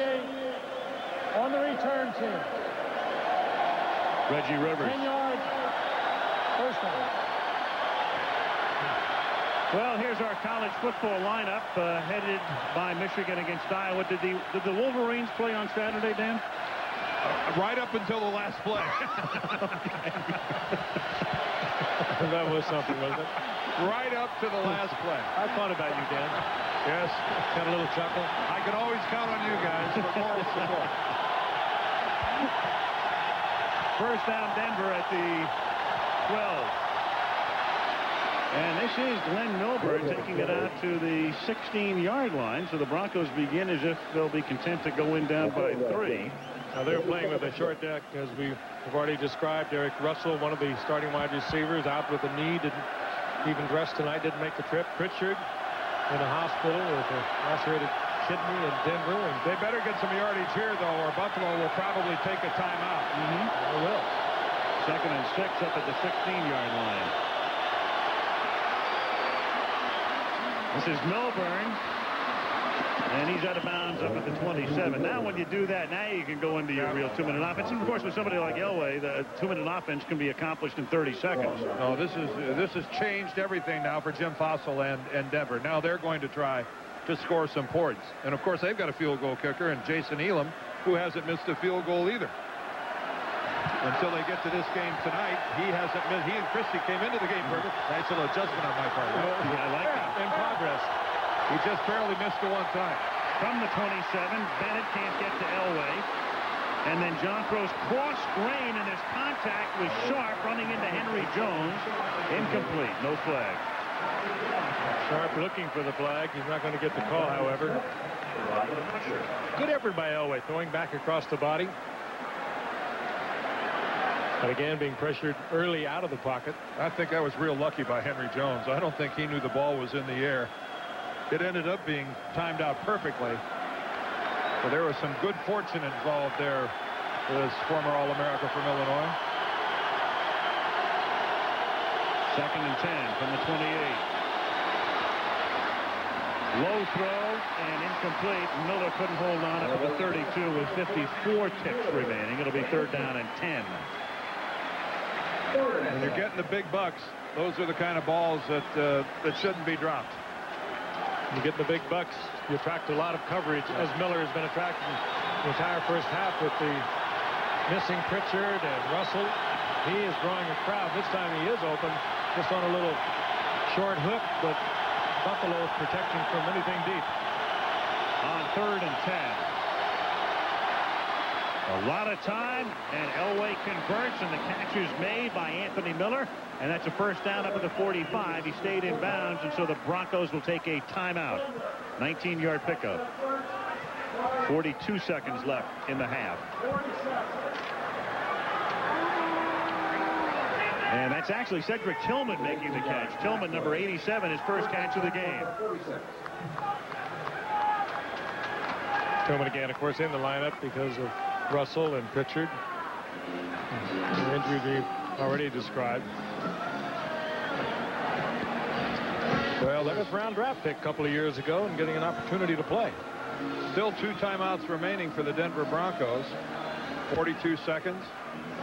Plenty of time for them to get something done. It's still number 7 at quarterback. Good look at Jason Elam, and this guy still has some magic left in him. We were looking at those numbers Steve Hurt put together on his game-saving drives at the end of the game. They didn't document the scoring drives at the end of a half. There have been a lot of them. You're right about that, Frank. 1st down Denver at the 46-yard line, holding hands up front. Elway throws, catch is not made, incomplete at the 50, marker down, flag down at the line of scrimmage. Pass intended for Miller, incomplete, flag on the play. Anthony Miller, the intended receiver. Well, the officials are ruling he didn't control it. Procedure against Denver. And for Anthony Miller, it's just as well that he didn't control it, because that would have been a fumble and a Buffalo touchdown. McElwee will discuss the options here. Do you want a 2nd and 10 or 1st and 15? You know, it's a wild thing. Here we are at the end of the 4th week of the season as McElwee discusses whether Talley wants a 2nd and 10 or 1st and 15. Last year, illegal formation, number 65 at this point in the was season, not on the line of scrimmage. 5 yards, 1st down. Zimmerman, the penalized Bronco. Last year, 18 field goals were kicked in 30 attempts from 50 yards and beyond through the first 4 weeks. This year, not 1 out of 16 attempts. If you look on the right, we expected the drop-off from 30 to 16 because of the new rule of where they spot the ball, but that none have been made. Crazy. Look at Elway, flag down. Elway gets sacked. Bruce Smith, ball loose. And that's a live football. Bennett has it. And that's within field goal range also. And it looks like Zimmerman's going to maybe get a holding call here. There are 2 flags now. Number 65, offense. That penalty is declined. there's another flag down here. We talked about Bruce Smith, and who doesn't talk about this guy? He comes around the corner, comes in the backside. He's going to go upfield on Zimmerman. He gets around the corner. Zimmerman there is called for the hold, but look at Bruce Smith, even on a wet field, able to come in at that kind of an angle with that much body lean and not lose his balance and go to the ground. Guys, I'm telling you, that's extraordinary work by Bruce Smith. Meanwhile, we never got a call on that second flag. I have to assume it's against the Broncos. We'll get it in a minute here. Yeah, right. Last time that happened, it negated a touchdown. 26 seconds remaining. Draw. Thomas. Inside the 20 goes Thurman. Inside the 10.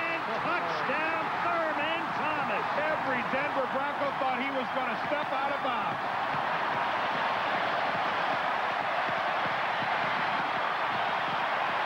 Thurman Thomas gave every appearance of running it out of bounds, and then he just went back upfield. Oh, boy, that's beautiful. Got a good block, broke back inside of it.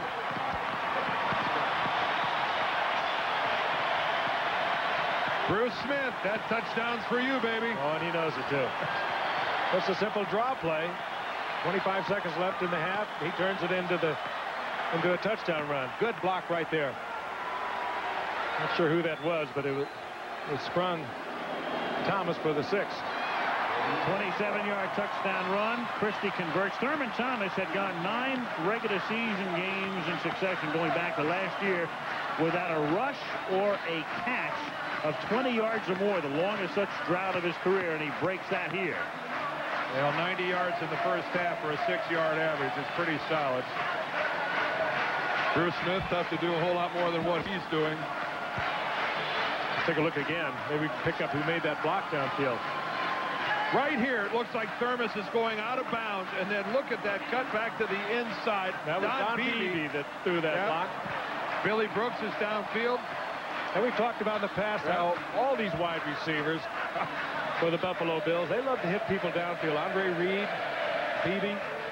I think Thurman hit on him. I think Thurman Thomas might be saying to us up here in the booth a little bit, you had Barry and Emmett on last week. You know, they're not the only 2 running backs in the National Football League. You're right.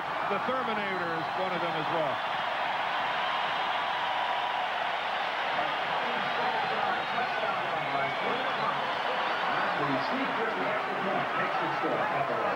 "18 seconds remaining, so the end of the half has turned out to be a Bronco disaster. 17-7. Buffalo now up by 10.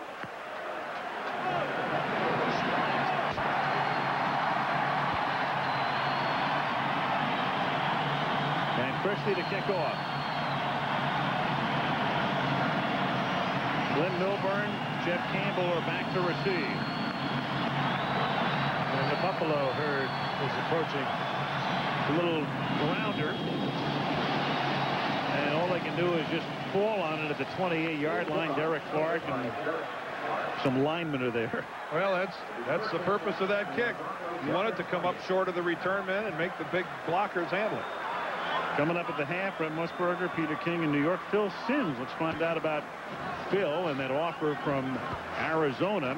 And then we'll talk with John Elway, a conversation we had last night, and he discusses, among other things, the perspective of his relationship with Dan Reeves after it's been a year and a half since Reeves last coached the Broncos, almost 2 full years, and Dan, of course, doing a fabulous job with the unbeaten Giants. A kneel down will end the first half. I was going to say, I hope he's admiring what he's doing. Yes, he is. End of the half. Buffalo on top by a score of 17-7. And back we come with our halftime activities after this word from our ABC station.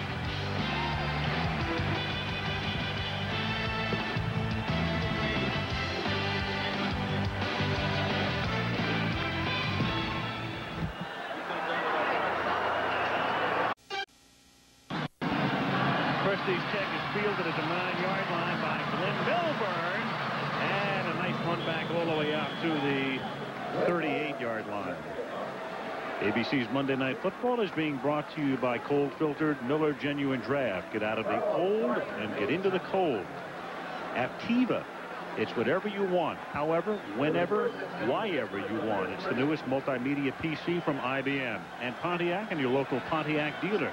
We are driving excitement. Well, like there wasn't enough pressure on this Denver Bronco offense before now, trailing by 10.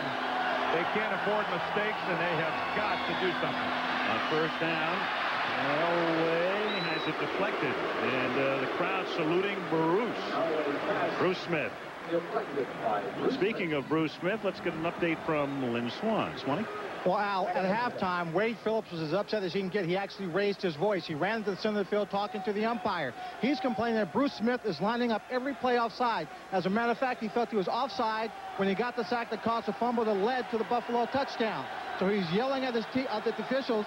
He wants them to correct it. We'll see if they do. Well, he's certainly not offside there. Second and 10. Elway guns one, and it is intercepted. It is picked off by Mickey Washington. He's inside the 40, picking up blocks. Inside the 30, tackled at the 25-yard line.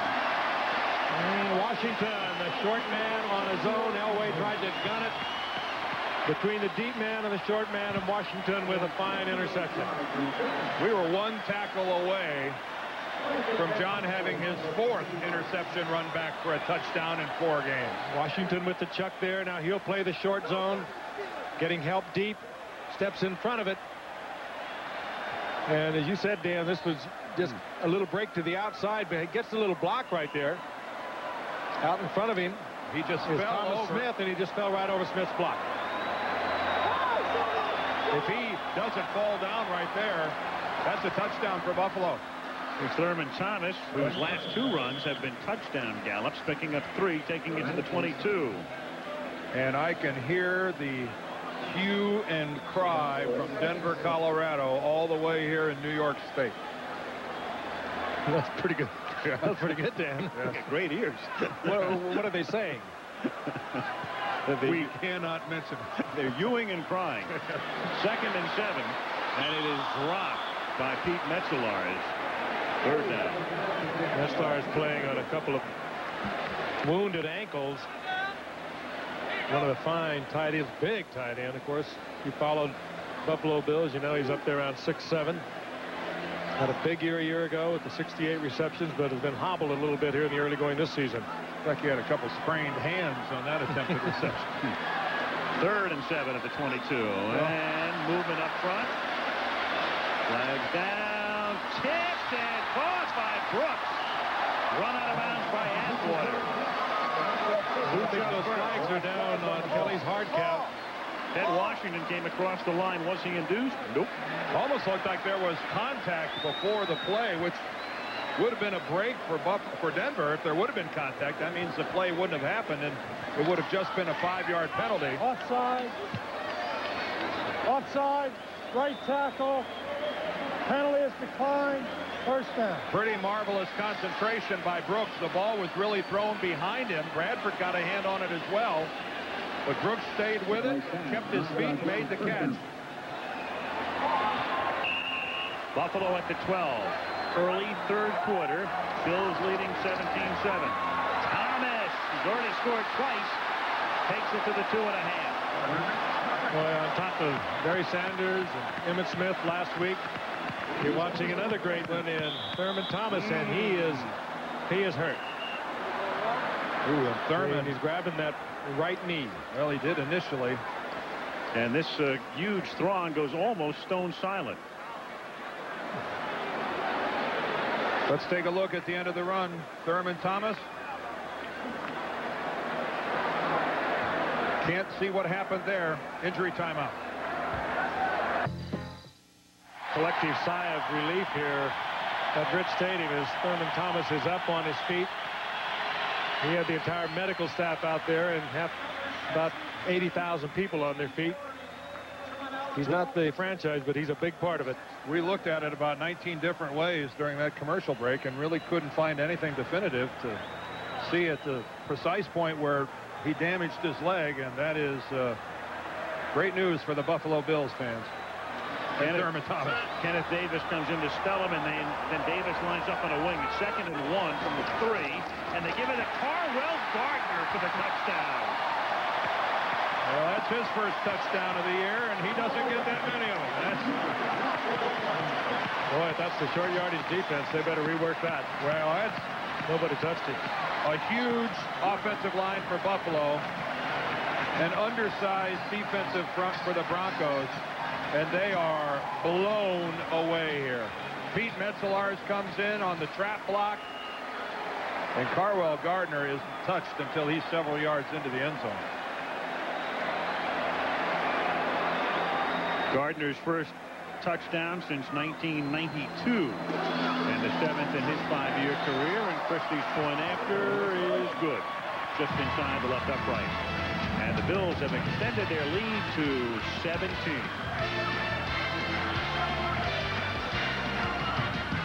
Coach Reese. The huge Buffalo tackle. Listed at 6'6", 351.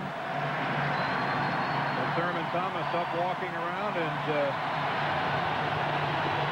you have to wonder with a 24-7 lead whether he'll be back in the game or not. Christie to kick off. Ball taken at the 5-yard line by Glenn Milburn. And he breaks it all the way out to the 44-yard line. And then the ball apparently comes loose. But the Broncos still have it. Carwell Gardner, who scored the touchdown, makes the tackle. Thurman Thomas, a triple-figure night on the ground for him. And he had some knee surgery when he was a sophomore, I believe it was, in Oklahoma State. And he came back the following year and ran for, what, 1,500 yards? That surgery was so severe, that's the reason he was picked in the 2nd round and not in the 1st. People wondered if he'd be able to hold up. He doesn't wear a brace on it. Well, I don't think, maybe he does have a brace on it now. But those guys are out for the game. Bernstein, Freeman, Crockett, and Williams. And again, they came here without Russell and Pritchard, 2 outstanding receivers. Elway throws. It's a low throw. It's incomplete. Reggie Rivers, the intended receiver. 2nd and 10. That was the type of throw that John uncorked a few times last week. Really a relatively easy pass to complete. And when you throw the ball low into the ground like that, that's just a case of overthrowing it. Really not much of a chance there for Rivers to do much with it. 2nd and 10 at the 43. 12:59 left in the 3rd quarter. 24-7 Buffalo.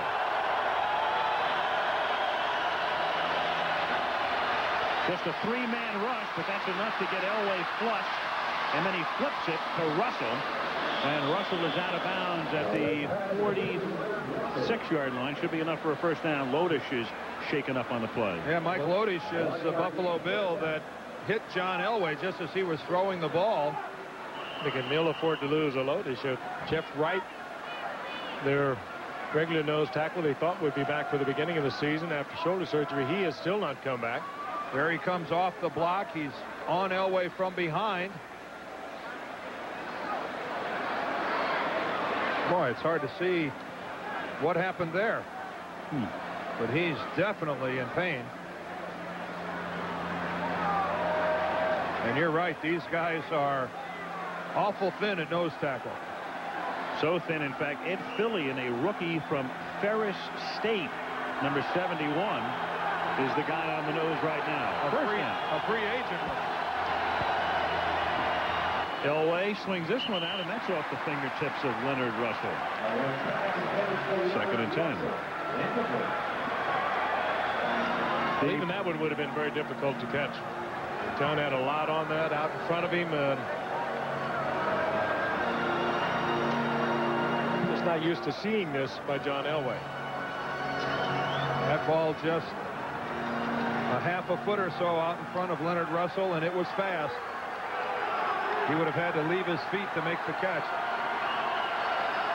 On 2nd and 10, a little flip to Russell, and he takes it to the 39-yard line. He's tackled there by Darryl Talley. Kind of a modified shovel pass. Yes. Made famous by a one-time number 1 What was the name of that guy? What was it? from the Palouse. Former, well, Lee Grosscup, teammate of Frank Giffords in the #1 draft pick. Yep. The Cupper, king of P.J. Clark's. Yes, one-time king. 3rd down and 3 at the 39. Elway throws, and the catch is made by Sharp, and he takes it to the 14, and this is exactly what the Broncos needed. Darby and Jones make the tackle, 25-yard pickup as Denver tries to scramble back into the game. And Elway comes back with those 2 passes he dumped off into the flat, throws an absolute strike to Sharp over the middle. Good coverage of his Henry Jones with good position on Sharp, and Elway was right there. What a good release by Shannon Sharp with that right arm over the top. Swimming out of it. Yeah, it's that swim move that you see defensive ends use a lot of times against an offensive tackle. 1st and 10 at the Buffalo 14-yard line. And that flip again to Russell. Breaks a tackle at the line of scrimmage. Breaks another one. And he's out of bounds at the 8-yard line. Great stiff arm. Thomas Smith got stiff arm. He runs him out. And Henry Jones was the guy who took that stiff arm. I guess he did.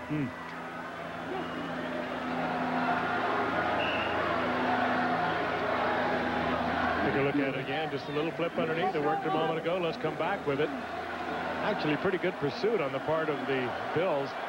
Good stiff arm there. Here comes Jones. Good tackle by number 28, Thomas Smith. 2nd and 4 from the 8. And taking it down to the 5-yard line is Leonard Russell. That's going to set up a 3rd down and 1. If Denver can just get into the end zone here and make it a 10-point ball game, they are in a position to at least remain in the game. Thurman Thomas, we don't know how effective he'll be if he even comes back into the ball game for Buffalo. Well, earlier under the same situation, in the 3rd down, they looked to Anthony Miller and got the 6. 3rd and 1 from the 5. Russell bangs his way, maybe enough. It depends on the spot, obviously. Darby and Barnett makes the tackle, and let's see where they'll put it down. Well, if he doesn't get it, this is an interesting call for Wade Phillips. Got a pretty good mark out of it. Oh, boy. Oof. With the naked eye, I don't think he has it. Have you ever had a dressed eye?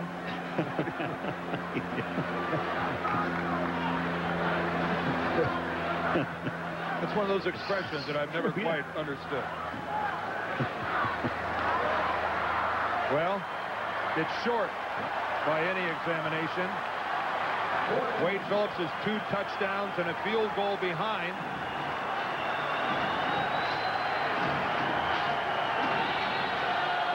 Report on Thomas, by the way, took a helmet to the knee. He's going to sit out the 3rd quarter, at least, they tell us, and we'll see about the 4th. Well, that is good news. 4th going for it. And inches. Kirk Scrafford, number 76, is in the game as an eligible receiver.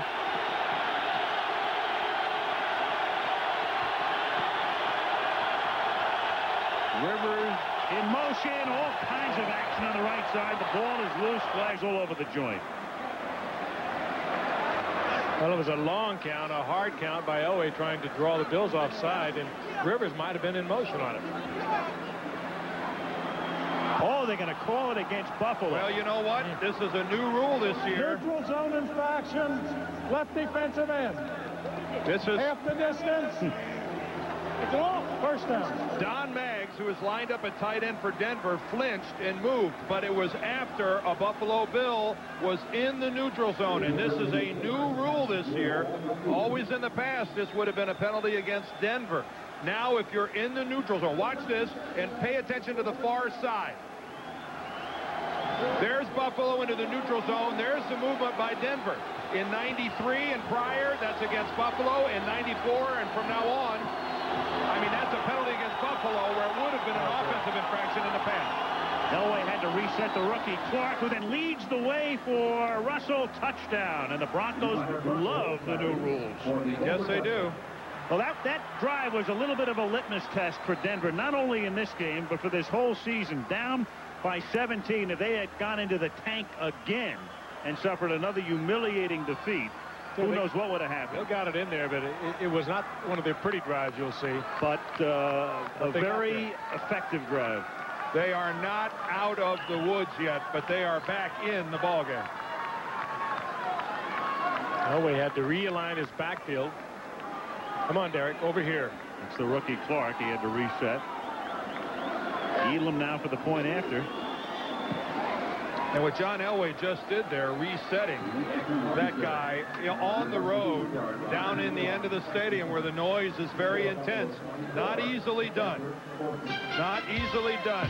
You can't hear yourself think down at that end of the field. Excellent composure on the part of the Denver Broncos. They're back within 10 and back in the ballgame. This summer, we invited Saturday on ABC's College Football. Well, the Broncos are back in the game, down by 10, and it's raining again, and fairly hard. And Thurman Thomas, with that knee wrapped, all of a sudden Denver scrambles back into it. Thomas appears to be done for the evening. That's not the look of a guy who might be back for the fourth quarter. Thomas tonight 103 yards. Kick is taken by Bucky Brooks at the 3. And flag is down. He returns it to the 25-yard line. Well, even though Denver got back within 10, we're still, if you're a Denver Bronco fan, Offside on the kickoff. Faced with the problem that you really haven't been effective in stopping the Buffalo offense tonight. Now, we'll see what the absence of Thurman Thomas has to do here, but Denver has Offside, not been really tough in stopping them. On the kicking team, re-kick and the 5-yard penalty. Tony Kimbrough was offside, so they'll make him kick it again from the 25-yard line. Leonard Russell caps a 57-yard drive, and it was a nice run back by Glenn Milburn that put him into good position, and then Elway makes it pay off. The big play of that drive was a nice throw by John Elway across the middle to Shannon Sharp. And it is coming down again at a pretty good pace. Both these teams have given up a lot of yards in their first 3 games. Buffalo has given up an average of over 350 yards total offense, while Denver was up over 385 yards. The difference was that Denver had given up 110 points, and Buffalo had only given up 65. Last 3 possessions, Buffalo's had the ball, well, over a 3-minute and 36-second span. 3 touchdowns. Now from the 25-yard line, Elam's kick is taken at the 9-yard line by Don Beebe. And Beebe taken down at the 24. That backfired. Buffalo was up at the 28 before, weren't they? They figured they would gain some advantage by accepting the penalty. They did not. Well, strong kick by Elam to get it all the way down to the 9-yard line from back at his own 25. Yeah, he had a little height on it also. Got good coverage underneath it. He kicked it about as far as that Colorado quarterback threw it. Oh, did Michigan play this weekend? Yes, sir. I told you right up to the end. From the 25-yard line, Kenneth Davis picks up about 4. So the understudy for Thurman Thomas is written down by Steve Atwater. Might be the best understudy around, too. Ken Davis has been around for a lot of years behind Thurman Thomas, and every time he's been called on to perform, he has performed in great fashion. Has tremendous speed, has a couple of long touchdown runs. 2nd and 6, and Kelly throws too high, intended for Reed. He's covered by Randy Hilliard. Jim angry with himself. 3rd down. We talked earlier about the last 3 years. Thurman Thomas's longest run was 44 yards. Ken Davis, over his period of time backing up Thurman Thomas, has touchdown runs of 1 of 78 and 1 of 64. He can motor. One of the great strengths of the Bills has been their depth, not only at that position, but at several others. And here's Davis. And he gets taken down at the 30, and Ben Smith comes up to stop him. So the Denver defense on a series in which it was real important to step up and stop the Bills have done just that. And an excellent example there of how this hurry-up offense of Buffalo's works against you if you don't get the first down. Right away, their defense is going to be back out on the field with barely any time burned off the clock whatsoever. Chris Moore to kick, Glenn Milburn back to receive it. And you know, on a slippery field like this, the advantage goes to the return man. The kick, a short one, 33 yards, and fair caught by Milburn at the 37-yard line. We have 7:58 remaining in the third quarter. It's 24-14, Buffalo.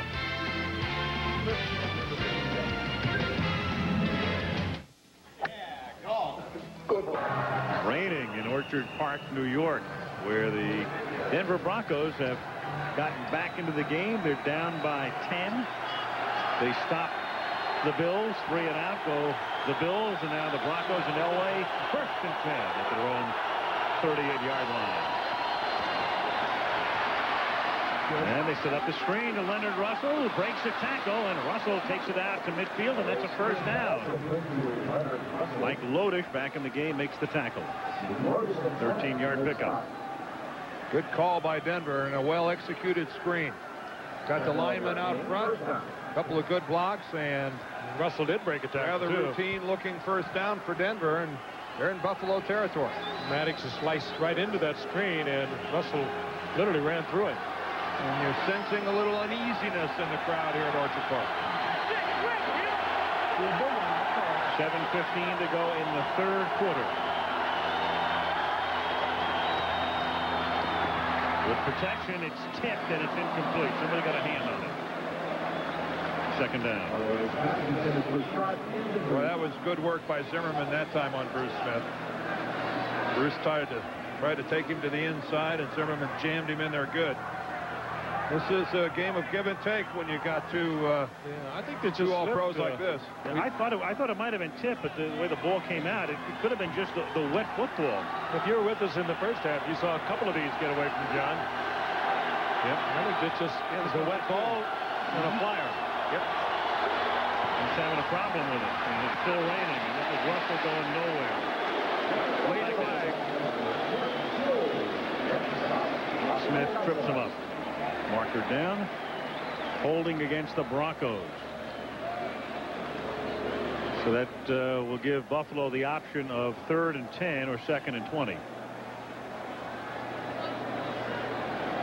Brian Habib tried to tackle Bruce Smith. I think he did. Illegal block in the back. Offense. Penalty is declined. 3rd down. As an offensive lineman, you're allowed to hit a defensive player in the back as long as you're between the tackles, as long as you're there in the pit. Number 75 is Habib. You see he hits Bruce Smith flush in the back, but beyond the offensive tackle. That's an illegal block in the back once you're outside of that zone between the 2 offensive tackles. Loss of 1 on the play. They spot it right at the 50. 3rd and 11, and all kinds of action here as Hansen charges across. Elway winds up going down. Looks like Don Maggs, the right tackle, came out of his stance early. False start before the snap. 78, offense. 5 yards, 3rd down. Just a little overeager. Maggs filling in for Russell Freeman. A look at what the 2 guys have done tonight. Elway with 2 more completions. Each one with an interception. Kelly, no touchdown. 3rd and 16. Elway throws. They have to get to the 39 for a 1st down. They get it. It is Cedric Tillman to the 35-yard line. And that time another vintage Elway pass. And a lot of time, Frank. Oh, he could have run the ball, but he would not have picked up the necessary yardage in all probability, so he fired one in between 2 defenders. He thinks about it right here just for a moment, but he knows he has a lot of yardage, and he sees the open receiver and gets it into Tillman. Buffalo came with only 3 guys, got no pass rush whatsoever, and got caught with it. 20-yard gain on a 3rd and 16. Elway slides to a stop at the 35-yard line. Cornelius Bennett gives him a leg up. Wise move on the part of John Elway. Cornelius Bennett, one of the better athletes to play that position. So fast, so quick. Elway spots that 97, and down he goes. of 1, 2nd and 11. At the 36-yard line. 5:15 left in the third. 24-14 Bills. Rivers in motion. Big rush. Elway steps up. On the move is John. He takes it down to the 27-yard line. Darryl Talley makes the tackle, and we'll have a 3rd and 3 upcoming. Well, John kind of fooled him a little bit. I think Talley expected him to go into the hook slide, and John decided that we need all the yards I can get. He's got 2 Buffalo Bills coming right at him. One of them, I think, is Mickey Washington once he gets out of the pocket. Take a look at this. John will make a move to the outside right here. I think they're expecting the hook slide, and Washington and Talley are both kind of flat-footed as John dives forward for about another 3 yards. 3rd and a long 2 at the 27. Making his presence known as Mike Loder. Well, I'm not sure that's the type of presence you want to be known. Defense. 5 yards. That's a first down for Denver. The easy way. Well, that was a long 2. That major mistake by Lodish, and it didn't even look like Elway had started the count. He just pulled the trigger.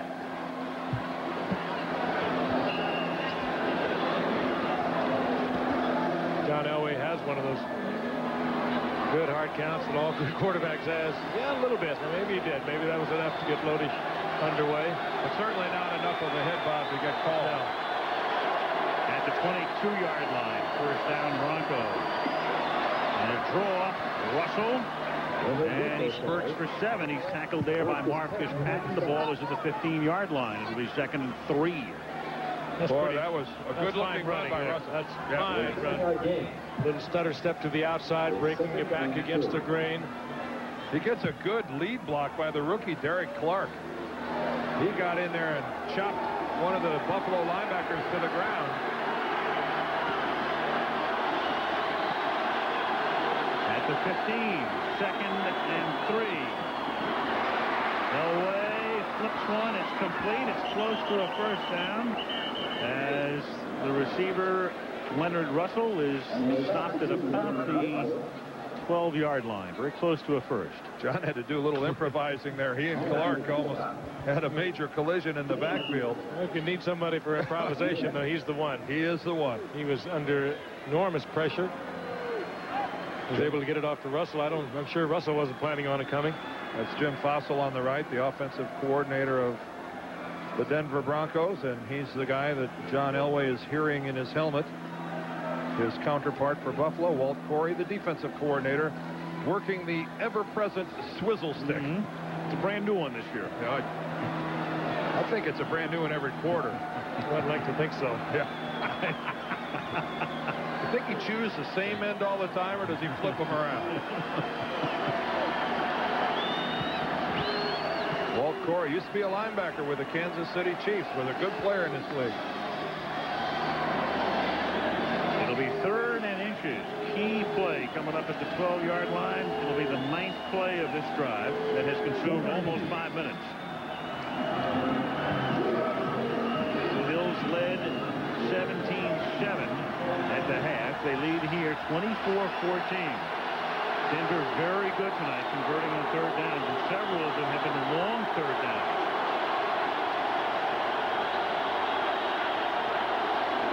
Elway keeps it himself and has the first, takes it to the 11-yard line. First down, Broncos. Good surge by the Denver offensive line, and this almost capacity crowd here at Rich Stadium is becoming a little uneasy. Goodyear blimp stars and stripes floating high above Rich Stadium in the Buffalo suburb of Orchard Park. It's about a 35-minute drive from downtown Buffalo. Should Buffalo get in trouble, and it looks like they are certainly on the precipice of that. They have not performed well offensively in the 4th quarters of the first 3 games. On first down, great protection. Elway guns it to the back of the end zone and gets away with murder. Matt Darby with an easy interception and drops it. Almost knocked Darby down. Look at it. That ball almost impaled itself in Darby's chest. Man alive, that ball hits him right there. John had all sorts of time. Look at it. How do you just, that has such a look of Darby being the intended receiver. Well, you don't get second chances very often in this league. Here's one for Denver. He was seeking Anthony Miller, the 2nd and 10 at the 11-yard line. 4-man Bills rush. Great protection again. Knocked down. Scholes covering on the play intended for Shannon Sharp. Oh, and Kurt Scholes made a fine play on Sharp. He had the coverage all the way. Always tried to sneak it in. He couldn't do it.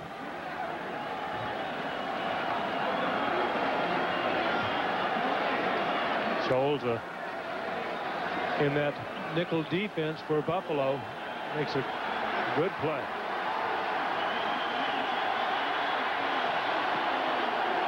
Third and 10 at the 11-yard line.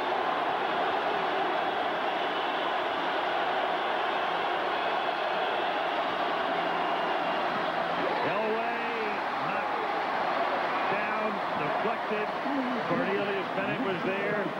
4th down. Elway's going to hurt one of these Buffalo Bills here if they don't watch out. He almost got Darby, and that time he flattened Cornelius Bennett with the ball. These Buffalo Bills are going to want combat pay to be out there when John's throwing the football. Now Jason Elam to attempt a 28-yard field goal. Jeff Campbell to hold. Elam missed one from 41 earlier. This one is good. And they're back within 7. 1:55 left in the 3rd quarter. Buffalo 24, Denver 17. Says a couple of answers. Well, the Denver Broncos, who were almost left for dead, down by 17, have been resurrected on 2 drives, resulting in 10 points. It's 24-17. Thurman Thomas is out of the game, and Buffalo will get it as the kick is accepted by Bucky Brooks at the 14. And good coverage, and the ball is loose, and it did go out of bounds, and then it is kicked out for good measure. And Don Beebe, I was just looking at that ball. I think Bucky Brooks is going to learn in this league you are not going to run many kickoff backs by trying to swing it to the outside.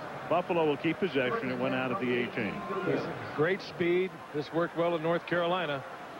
And Brooks' knees looked like they were down on the ground well before the ball came out. There it is. Yeah, touching the line. Good look from our guys in the crew. Craig Janoff directing down the truck. Kenny Wolf producing. Kelly from the 18 flips it over to Kenneth Davis. And Davis takes it out to the 24-yard line. A gain of 6, 2nd and 4 with a minute and a half to play in the 3rd. Screen play on the part of Buffalo. Kent Hall, the center, out in front of that one. Well, he really runs well for a big guy, doesn't he? Yeah. You get a center out in front of a play when you've got to snap the ball and then go backwards. You got something special.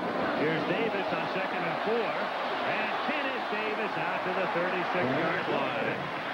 He just was a little bigger. He would look like Thurman Thomas. Same kind of shuffle move, break back against the grain.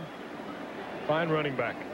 We talked about their depth, and Davis spelling Thurman Thomas at quarterback with Frank Reich through the years spelling Jim Kelly. I mean, it'll be forgotten in history, but Reich was the guy who led the comeback that day against the Oilers in the wild card game. Well, there's a tipped ball that Metzelharst catches. That ball, wasn't that ball hit by somebody? Wobbled. Looked like the path was altered. There it is, hit right there at the line of scrimmage by number 99. Metzlars at 6'7" was able to go up and get it. James Dronette. Pretty doggone good play. 2nd and 5. Davis. First shot to the 46 is a little short of the first. It'll be 3rd and 1, and that's the end of the 3rd quarter in Orchard Park. Buffalo leading Denver 24-17, and back we come with the 4th quarter of Monday Night Football after this word from our ABC stations. Game-winning drives in the 4th quarter or overtime. A game-winning drive is when the winning team takes the lead for the final time. Marino, 34 such drives. Elway in Montana, 26. Can Elway make it 27 tonight? We'll find out as the Buffalo Bills convert on the 3rd and 1 to start the 4th quarter. Kenneth Davis takes it out to the 49. And how about this with Thurman Thomas already gone? Bruce Smith goes walking off. He certainly did not get any indication that anything was wrong with Bruce. From the 50-yard line, Kenneth Davis takes it to the 41, written down by Randy Hilliard after a pickup of 9. 9-yard gain. Second and 1. Al Michaels, Frank Gifford, Dan Dierdorf, Rich Stadium in Orchard Park, 24-17 Buffalo. Crowd has quieted down. Davis, he is stopped at the 40, very close to a first. What are the throwback years they're representing tonight? 65, I think, for Denver. 64. 64 for what? For the Broncos. They wore those uniforms last week in their debacle with the Los Angeles Raiders and are probably distressed at having to wear them again this week. Buffalo with a first down. And Kenneth Davis, now the workhorse, picks up 5. He's tackled at the 35-yard line by Elijah Alexander. Dan and I were both given throwback jerseys of our own, mine from the Giants and Dan from the Cardinals, and somebody promptly lifted mine out of the booth last week. Mine made a trip to Connecticut, and I live in St. Louis. One of the crew, mine might have gone to Colorado. I got mine from Armani. Here is Davis picking up 2 to the 33-yard line. Bruce Smith, we're told, is suffering from an intestinal disorder and has to make a trip to the locker room, so he will return.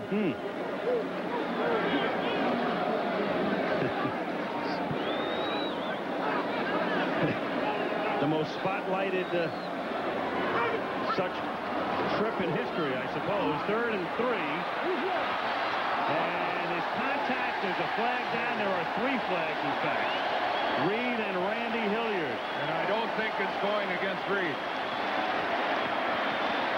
Randy Hilliard, early in the game, had one called against him right at that spot. Pass interference, number 21. Ooh, they're going to call it against Hilliard. First down. Hilliard trying to get back into the play, and I don't think any question about that. He just drove an arm right up into the chin. Not playing the ball, he's playing the receiver, and he gets the flag. Line and makes it 1st and goal. Here comes the blitz by Denver. And Davis takes the ball and gets ankle tackled very nicely by Rondell Jones behind the line of scrimmage.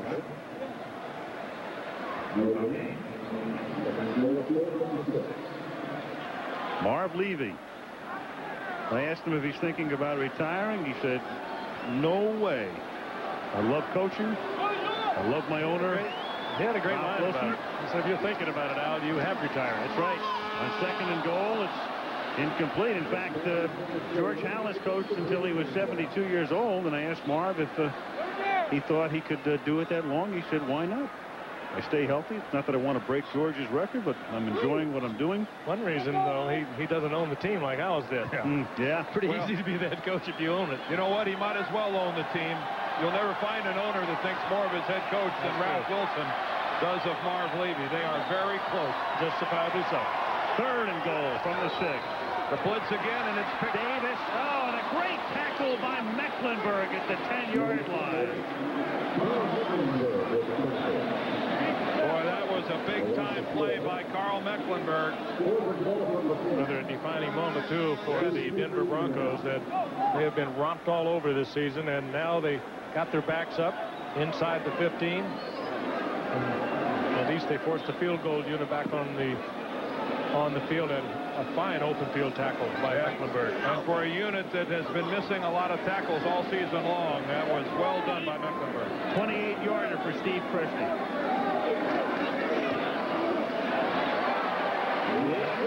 They tack on 3 more. 11:21 left in regulation. And the Bills on top by 10.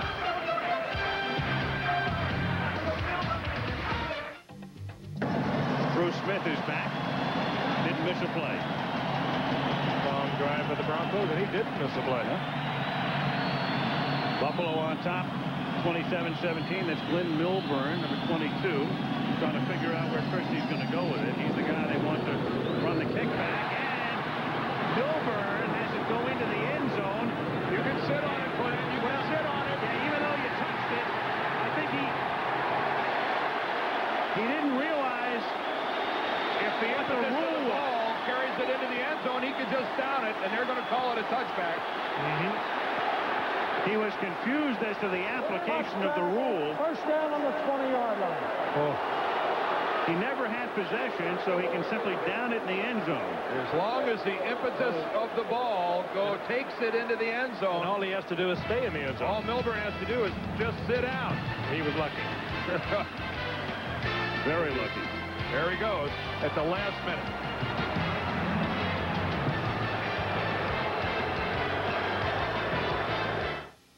Introducing Ford Contour. Gold. A world car for the 21st century.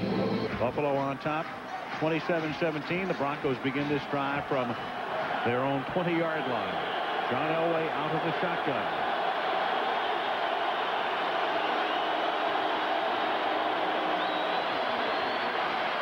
Sets up the screen. Reggie Rivers picks up 5. It'll be 2nd and 5. And then aforementioned jersey has made its way to the booth, Dan. Yeah, here's a throwback. This is the old Cardinal jersey from back in the 30s. You can see on the sleeve the old CC. Back then they were the Chicago Cardinals. Played them many times there, Dan. You know, as an offensive lineman, I would have loved it with the numbers that small on the front there. I think he could have got away with a few more holding calls and had him blamed on the guy next to you there. You would have absolutely svelte in that one. 2nd down, 5 from the 25-yard line. Elway throws, and it's incomplete. Scholes is there to break it up, intended for Sharp, and a flag comes in. Sharp insistent that the flag be thrown. Pass interference, number 24 defense. And he's no question about the arm getting in. Yeah, he's got the left arm hanging behind. Well, Frank and I were given these jerseys by the league, and we've been wearing them around. Al decided to get into the spirit a little bit, Frank. Earlier tonight, he came down on the field. And he's got a jersey? Yeah, well, he dressed up. He dressed up. You notice a bow tie and now a mustache. Looks a lot like Tommy Smothers a little bit with that mustache on there. Terrible. Al, I'm glad you got into the spirit. Terrible. Elway airs it out, and it's a bump, but no flag as he tries to get the ball into Anthony Miller, covered by Thomas Smith. Good job by Smith. Al really was auditioning in case the NFL officials would have gone on strike. That's all been put to rest, and there's no threat of that happening, but Al thought that he might tune up. That ball just underthrown a little bit. Thomas Smith playing the ball. Incidental contact. Good call. Yeah, Thomas Smith gave a pretty good nudge there at the end of that play and got away with it. 2nd and 10, a little flip to Russell, who takes it out to the 40-yard line. I'd like to see Al again. How long would it take us to pull that back We up? see that again. I'm filing suit against the tape truck immediately. Knock it off. The only official who went on strike. Come on, Al. Turn it. Let's see this. Huh? People should only know how this is done. Al, I think it's one of your shining moments. These guys are terrible. It's like the Lion King. The tape truck. I'm going to get you guys. You should have done the game in that outfit, Al. You look cute in a bow tie. Going to take you to Niagara Falls. 3rd down and 3 from the 40-yard line. Again? Yes. Well, Bruce Smith, there's contact before the play. This is dead. Bruce alleging that there was some sort of movement on the Denver line. See, everybody's got bow ties on tonight. Officiating crew, Bob McElwee, Al Michaels. One last thought about my jersey. If anyone has it out there, I would love to have it back. It did disappear in Dallas. I don't have my collectible. Number 78, defense. Well, 5 yards, first down. that's the risk you run when you come across a line like that and tap somebody. You force the issue. The officials saying nobody moved. Well, you see a slight little nudge there by the left guard, I think Corbin Lucina, but not enough for an official to notice. That is the 13th offside or offside-related call we've had in the game tonight. From the 44-yard line. First down for the Broncos. Elway. And Elway takes it out to the 50-yard line, and when you go head first, you are fair game. Feet first, you can't get hit, or at least you can't get hit legally. Head first, they can come after you. Cornelius Bennett in there. One of the great strippers of the ball in this game today. He is so quick. And he runs down so many plays from the backside, much like Lawrence Taylor in Lawrence Taylor's prime. Second down and call it 5 from the 49-yard line. Elway almost got to the line of scrimmage, and his Reggie Rivers off and running, and he gets taken down inside the 30-yard line. And there's no flag. He did not cross the line of scrimmage. He got real close. What a presence, though, on the part of John Elway. 25-yard gain. They'll spot it at the 25. The blitz was on. They were coming. Elway spots a little bit of a gap. Now spots the receiver. Henry Jones was right up there in his face. Flips it out. Reggie Rivers keeps the drive alive. Just barely behind the line of scrimmage was Elway. First and 10 to the 25. 8:14 left. Knocked away. I'm not even sure Bennett saw it, but he got in the way of it. Intended for Leonard Russell. Second down. Boy, that was a waste of good pass protection by the Denver Broncos. They really gave John a good look at things. The problem was that Leonard Russell was no more than a couple yards away from Cornelius Bennett, and that's just excellent football by Cornelius Bennett. That was not an accident. He saw Elway was going to throw, saw where he was going, fell away and got the hands up. Great players make plays like that. They're not by happenstance. Bills leading by 10. Second and 10 at the 25. Elway. Loss of 1. Well, he made 2 Buffalo Bills miss him. The third one got him. And John Elway starting to provide a little spark here for Denver.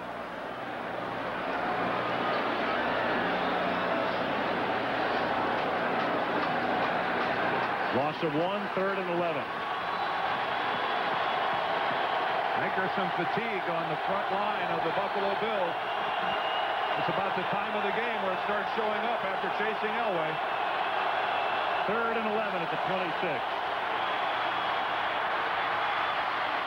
And it's underthrown. Fourth down intended for Milburn after Cornelius Bennett, by the way, will get credit for a sack on the prior play where Elway was stopped for a loss of 1. Field goal unit comes out. Keep in mind the play before this one, had Elway not scrambled, not gotten back to the line of scrimmage, had he been sacked as most quarterbacks would have been, this would have been a much more difficult shot for the field goal. Now it's a 44-yard attempt. Campbell will put it down. Jason Elam will kick it. Officially, it'll be 43 yards. Line of scrimmage, where the spot is the 33. The kick is good. Started out a little right, then hooked right down Broadway. And once again, the Broncos pulled to within 7. 7 minutes, 21 seconds left in regulation. And the Broncos down by 7. The Broncos are off next week. They have a bye, then go to Seattle the following week. The Bills go to Chicago against the resurrected Bears, coming off their win last night over the Jets. Jason Elam kicking off. At the 6-yard line, Bucky Brooks. Brings it back out to the 23-yard line, and that's where the Bills will take over. Speaking of the Jets, good news. Boomer feels that he might be back, maybe even next week. They're not out for any prolonged period of time.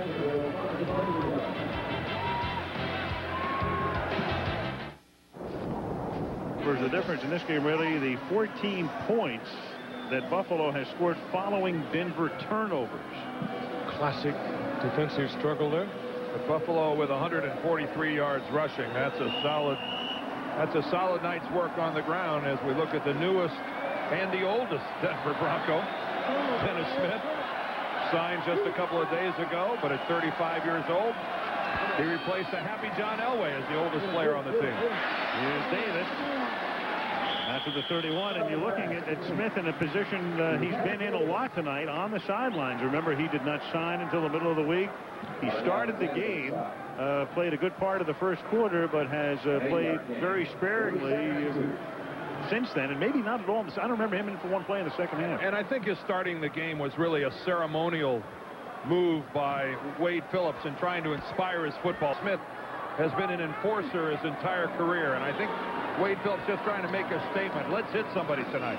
2nd and 1, and Kenneth Davis out to the 37-yard line, tackled by Rondell Jones, playing in Smith's spot. Well, Denver's always had success with Atwater and Smith against Buffalo because they play one or the other like a linebacker in their nickel defense, and it really doesn't weaken them against the run with these two hard-hitting safety men. But they have not had Smith much here, I don't think at all, either in the second half, Al. Meanwhile, the Buffalo Bills in situations like this, leading by 7, all of a sudden you go from the no huddle to a more conventional style to take as much time as you can off the clock. Under 6 minutes, they have a first down at the 36-yard line. Davis. And if you're just picking this up late, Thurman Thomas took a helmet to the knee earlier, and it's been Kenneth Davis in the second half. Thomas done for the night. It was not a sprain or a twist, which was the good news.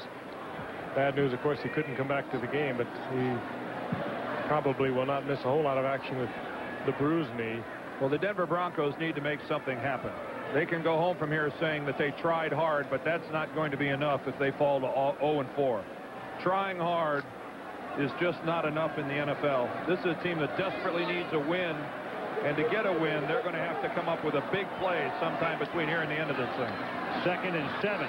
Deep drop, set up the screen. Kenneth Davis looking for room to roam, takes it out to the 44. And now comes a very big play for the Denver defense. It'll be 3rd and 2 with under 5 minutes to go.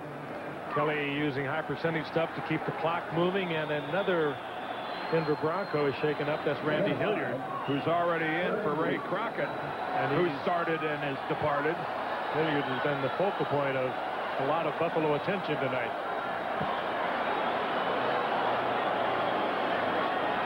And in comes another Buffalo Bill. It's Randy Fuller checks in to take his place in the secondary, and this is Charlie Waters, who serves as defensive coordinator and secondary coach, is having to run a lot of folks into this game tonight. Randy Fuller is a rookie out of Tennessee State, 4th round draft pick. You're looking for someone to go to on work against on a 3rd down passing situation. Now the good news is it looks like Hilliard maybe just shook out a few dusty spots in the old head, and looks like he may come back into this game. But as Al said, a big down. Fuller lines up against Beebe, and the pass is incomplete, intended for the backpedaling Kenneth Davis. Oh, and there's a look of a guy who knows the importance of protecting a 7-point lead. First down drives stakes through the heart of your opponent, and they didn't get one. And the Broncos will get the ball back. Chris Moore to punt, Glenn Milburn to receive. One thing about Milburn, he's already shown us tonight, exciting things happen when he's in the vicinity of the football. High kick and not particularly long. Milburn picks it up on a bounce. Milburn! Oh, struck it. Moore got a finger enough to knock him down near midfield. Oh, what a chance he took. Milburn. Chris Moore saved the touchdown. He got the kudos when he went to the sideline. He was so fortunate he didn't bobble that ball. Well, what a bounce. The ball actually hits about 7 or 8 yards to his right. Might have hit Ronnie Bradford. Take a look, he's number 23. You're right, it did look like it hit Bradford when he was on the ground. It did. Whether it did or not, I think Milburn thought it did. So give him a check for a good play. Milburn is gone. Oh. Moore sweeps his ankles and gets him down, or it is a touchdown for the Denver Broncos. All right, let's take a look at this again. Look at the bottom of the screen. On the ground, lying prone, is Bradford. And that ball hits him. That ball hits his leg and bounces right over to Glenn Milburn. Denver at its own 47. Down by 7. Russell. Stop back of the line of scrimmage. Loss of 1, maybe 2. Lotus gets credit for the tackle. The problem with that play right there is that the ball ends up in the arms of Leonard Russell so fast that the Buffalo defensive linemen haven't even left the line of scrimmage. They didn't know it was a draw. Isn't the key to that play, Frank, that you wait till the linemen go past and then you get them the ball? They're just playing the run. 2nd and 11. 3:48 to go, 4th quarter.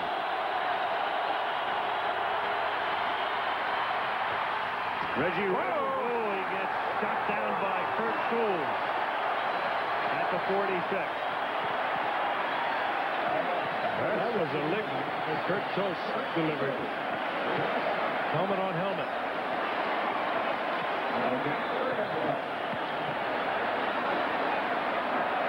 Reggie Rivers just turned around and took it right in the chops.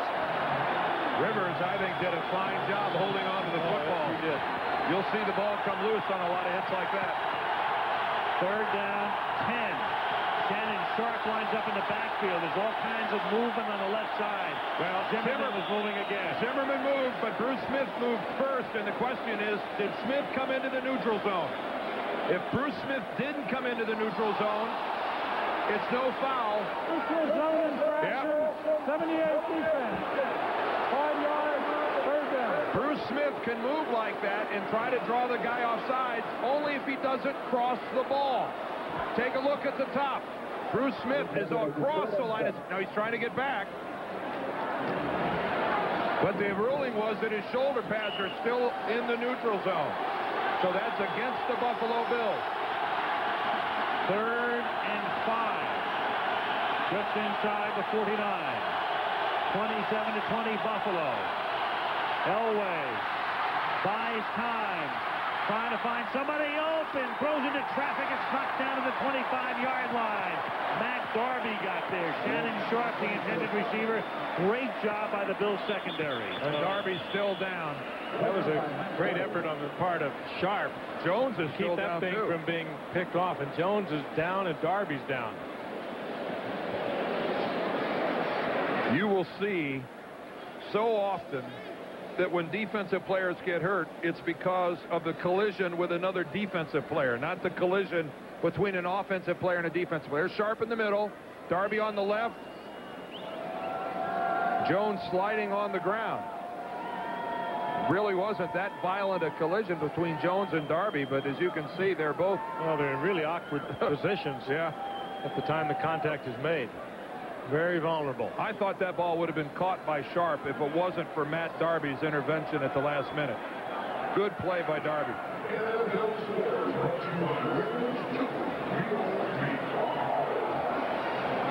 Meanwhile, if you're Wade Phillips at this very moment, you have a 4th and 5, you have 2:56, you have all of your timeouts and a 2-minute warning. Do you want to go for it here, or do you want to punt and take your chances and take your timeouts defensively? Well, if this was a Rocky movie, Henry Jones retained his title because he was the first one up. Well, Elway's already come back onto the field, so it would appear that they're going to go on 4th down. A lot of time. I don't know about this. Yeah, it's a long way to go. You've got a good punter that can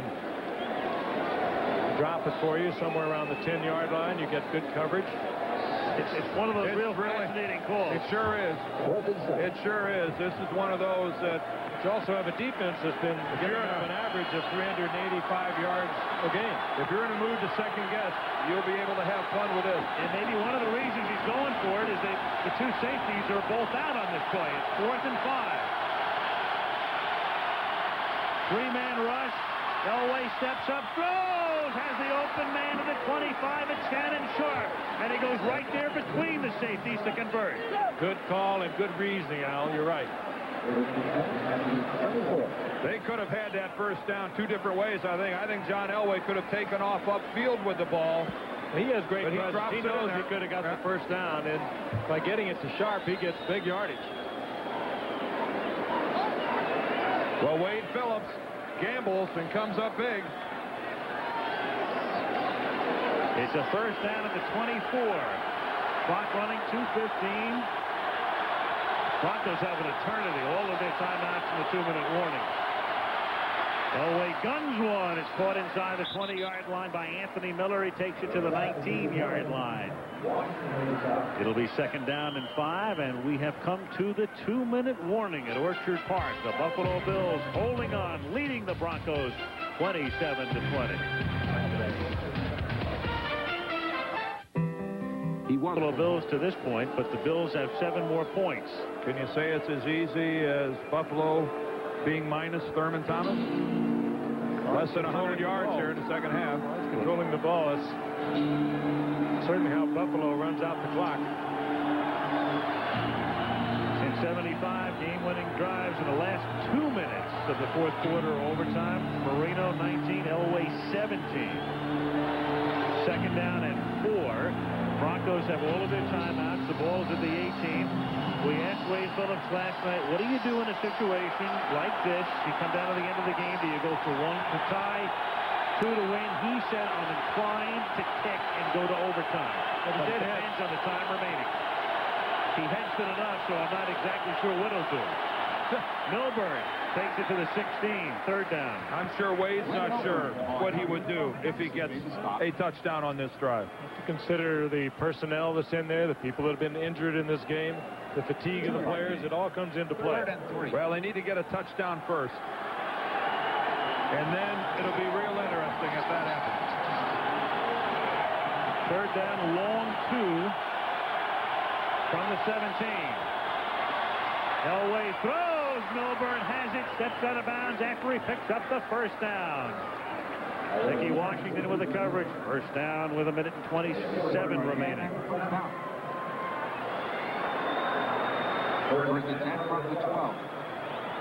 Well, as Dan said before, in this league, you don't walk away with too many moral victories. No. You got to give Denver a lot of credit for not laying down and just dying when it got to be 24-7. I couldn't agree with you more.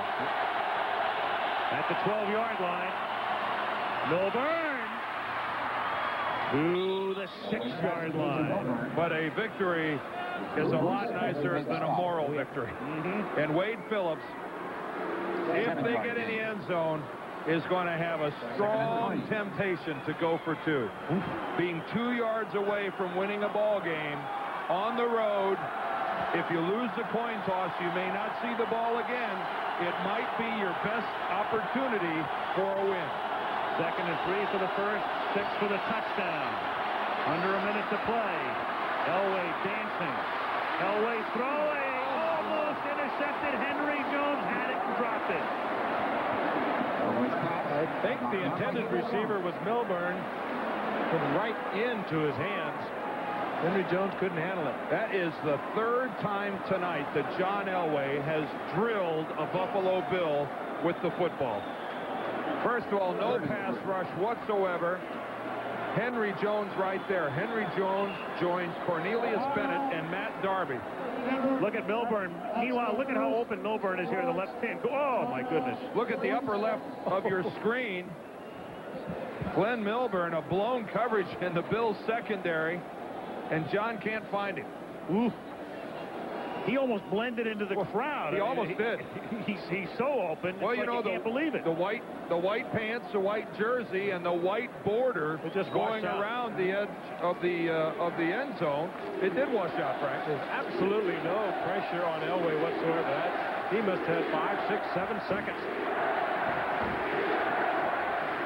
Well, this game has ended up with an exciting conclusion. Not that it's over yet. The chance of overtime very real.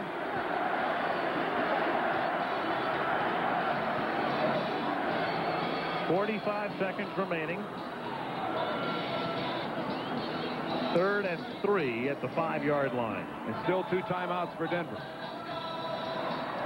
But more importantly right now, they need either a first down or a touchdown. They can still get that first down without scoring.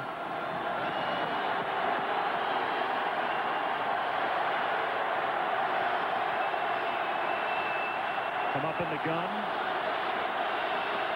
Elway flanked by Rivers and Russell. Bruce Smith moves inside. And they give it to Russell. He puts his head down and takes it to the 4. Oh, it's 4th down and about 1.5 yards. All the way to Russell.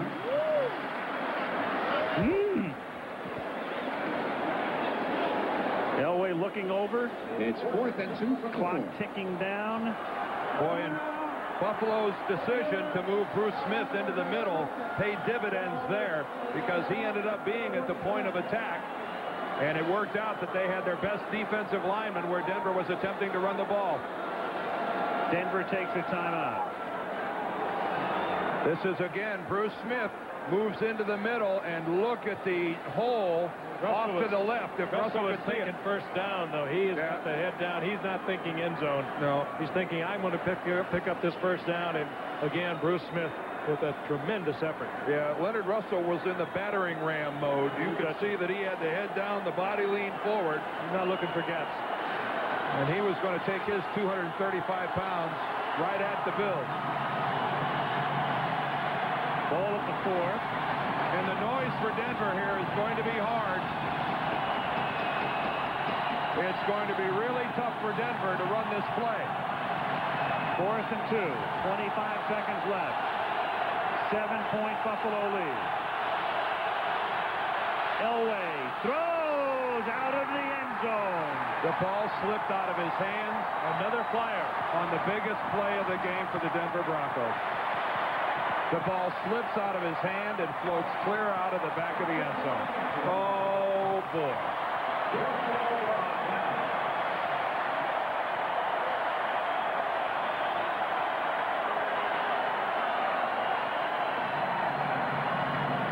Boy.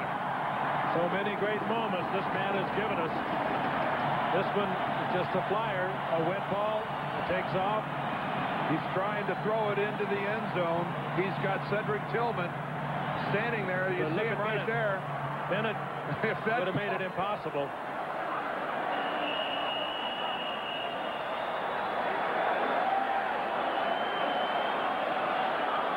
What do you do? What do you do? The guy who brought you here, and the ball just gets away from him. Bills will run the clock out. Denver will take its final timeout with 14 seconds remaining. One more kneel down, and that's that. We go to Three Rivers Stadium next week. The Steelers coming home with a mark of 2-2, and the Houston Oilers come to town. AFC Central Division battle. College football Saturday, 3:30 Eastern, 12:30 Pacific, featuring those games. 2 weeks from tonight, we go to the Meadowlands, where the Minnesota Vikings take on the New York Giants in what is now shaping up as one of the more attractive matchups of the season. Jack O'Hara, our executive producer. Kenny Wolf producing tonight's game, directed by Craig Janoff. Joe Savo, our technical director. Jaime Bravo, our associate director. Ed McKenna, our production manager. Steve Hurt, director of information. The unparalleled George Hill, as always, handling our sets up here. Malibu Kelly Hayes, our spotter, and the gang. And we'll head on to Pittsburgh as the Denver Broncos head home from here with a mark of 0-4. Bills tied with Miami now on top of the AFC East with a record of 3-1. as they defeat the Denver Broncos by a score of 27-20. Well, hang in there, Bronco fans. That's all I can tell you. Off week next week, then it's on to Seattle. We'll talk to you from Pittsburgh next Monday. Until then, Al Michaels, Frank Gifford, Dan Deerdorf, Lynn Swan saying good night from Orchard Park, New York.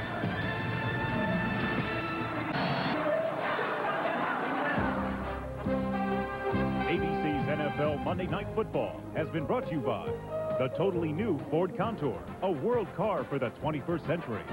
Lay's potato chips, bet you can't eat just one. Sierra, it's not just antifreeze, it's safety freeze. And Pizza Hut, where America is falling in love with pizza.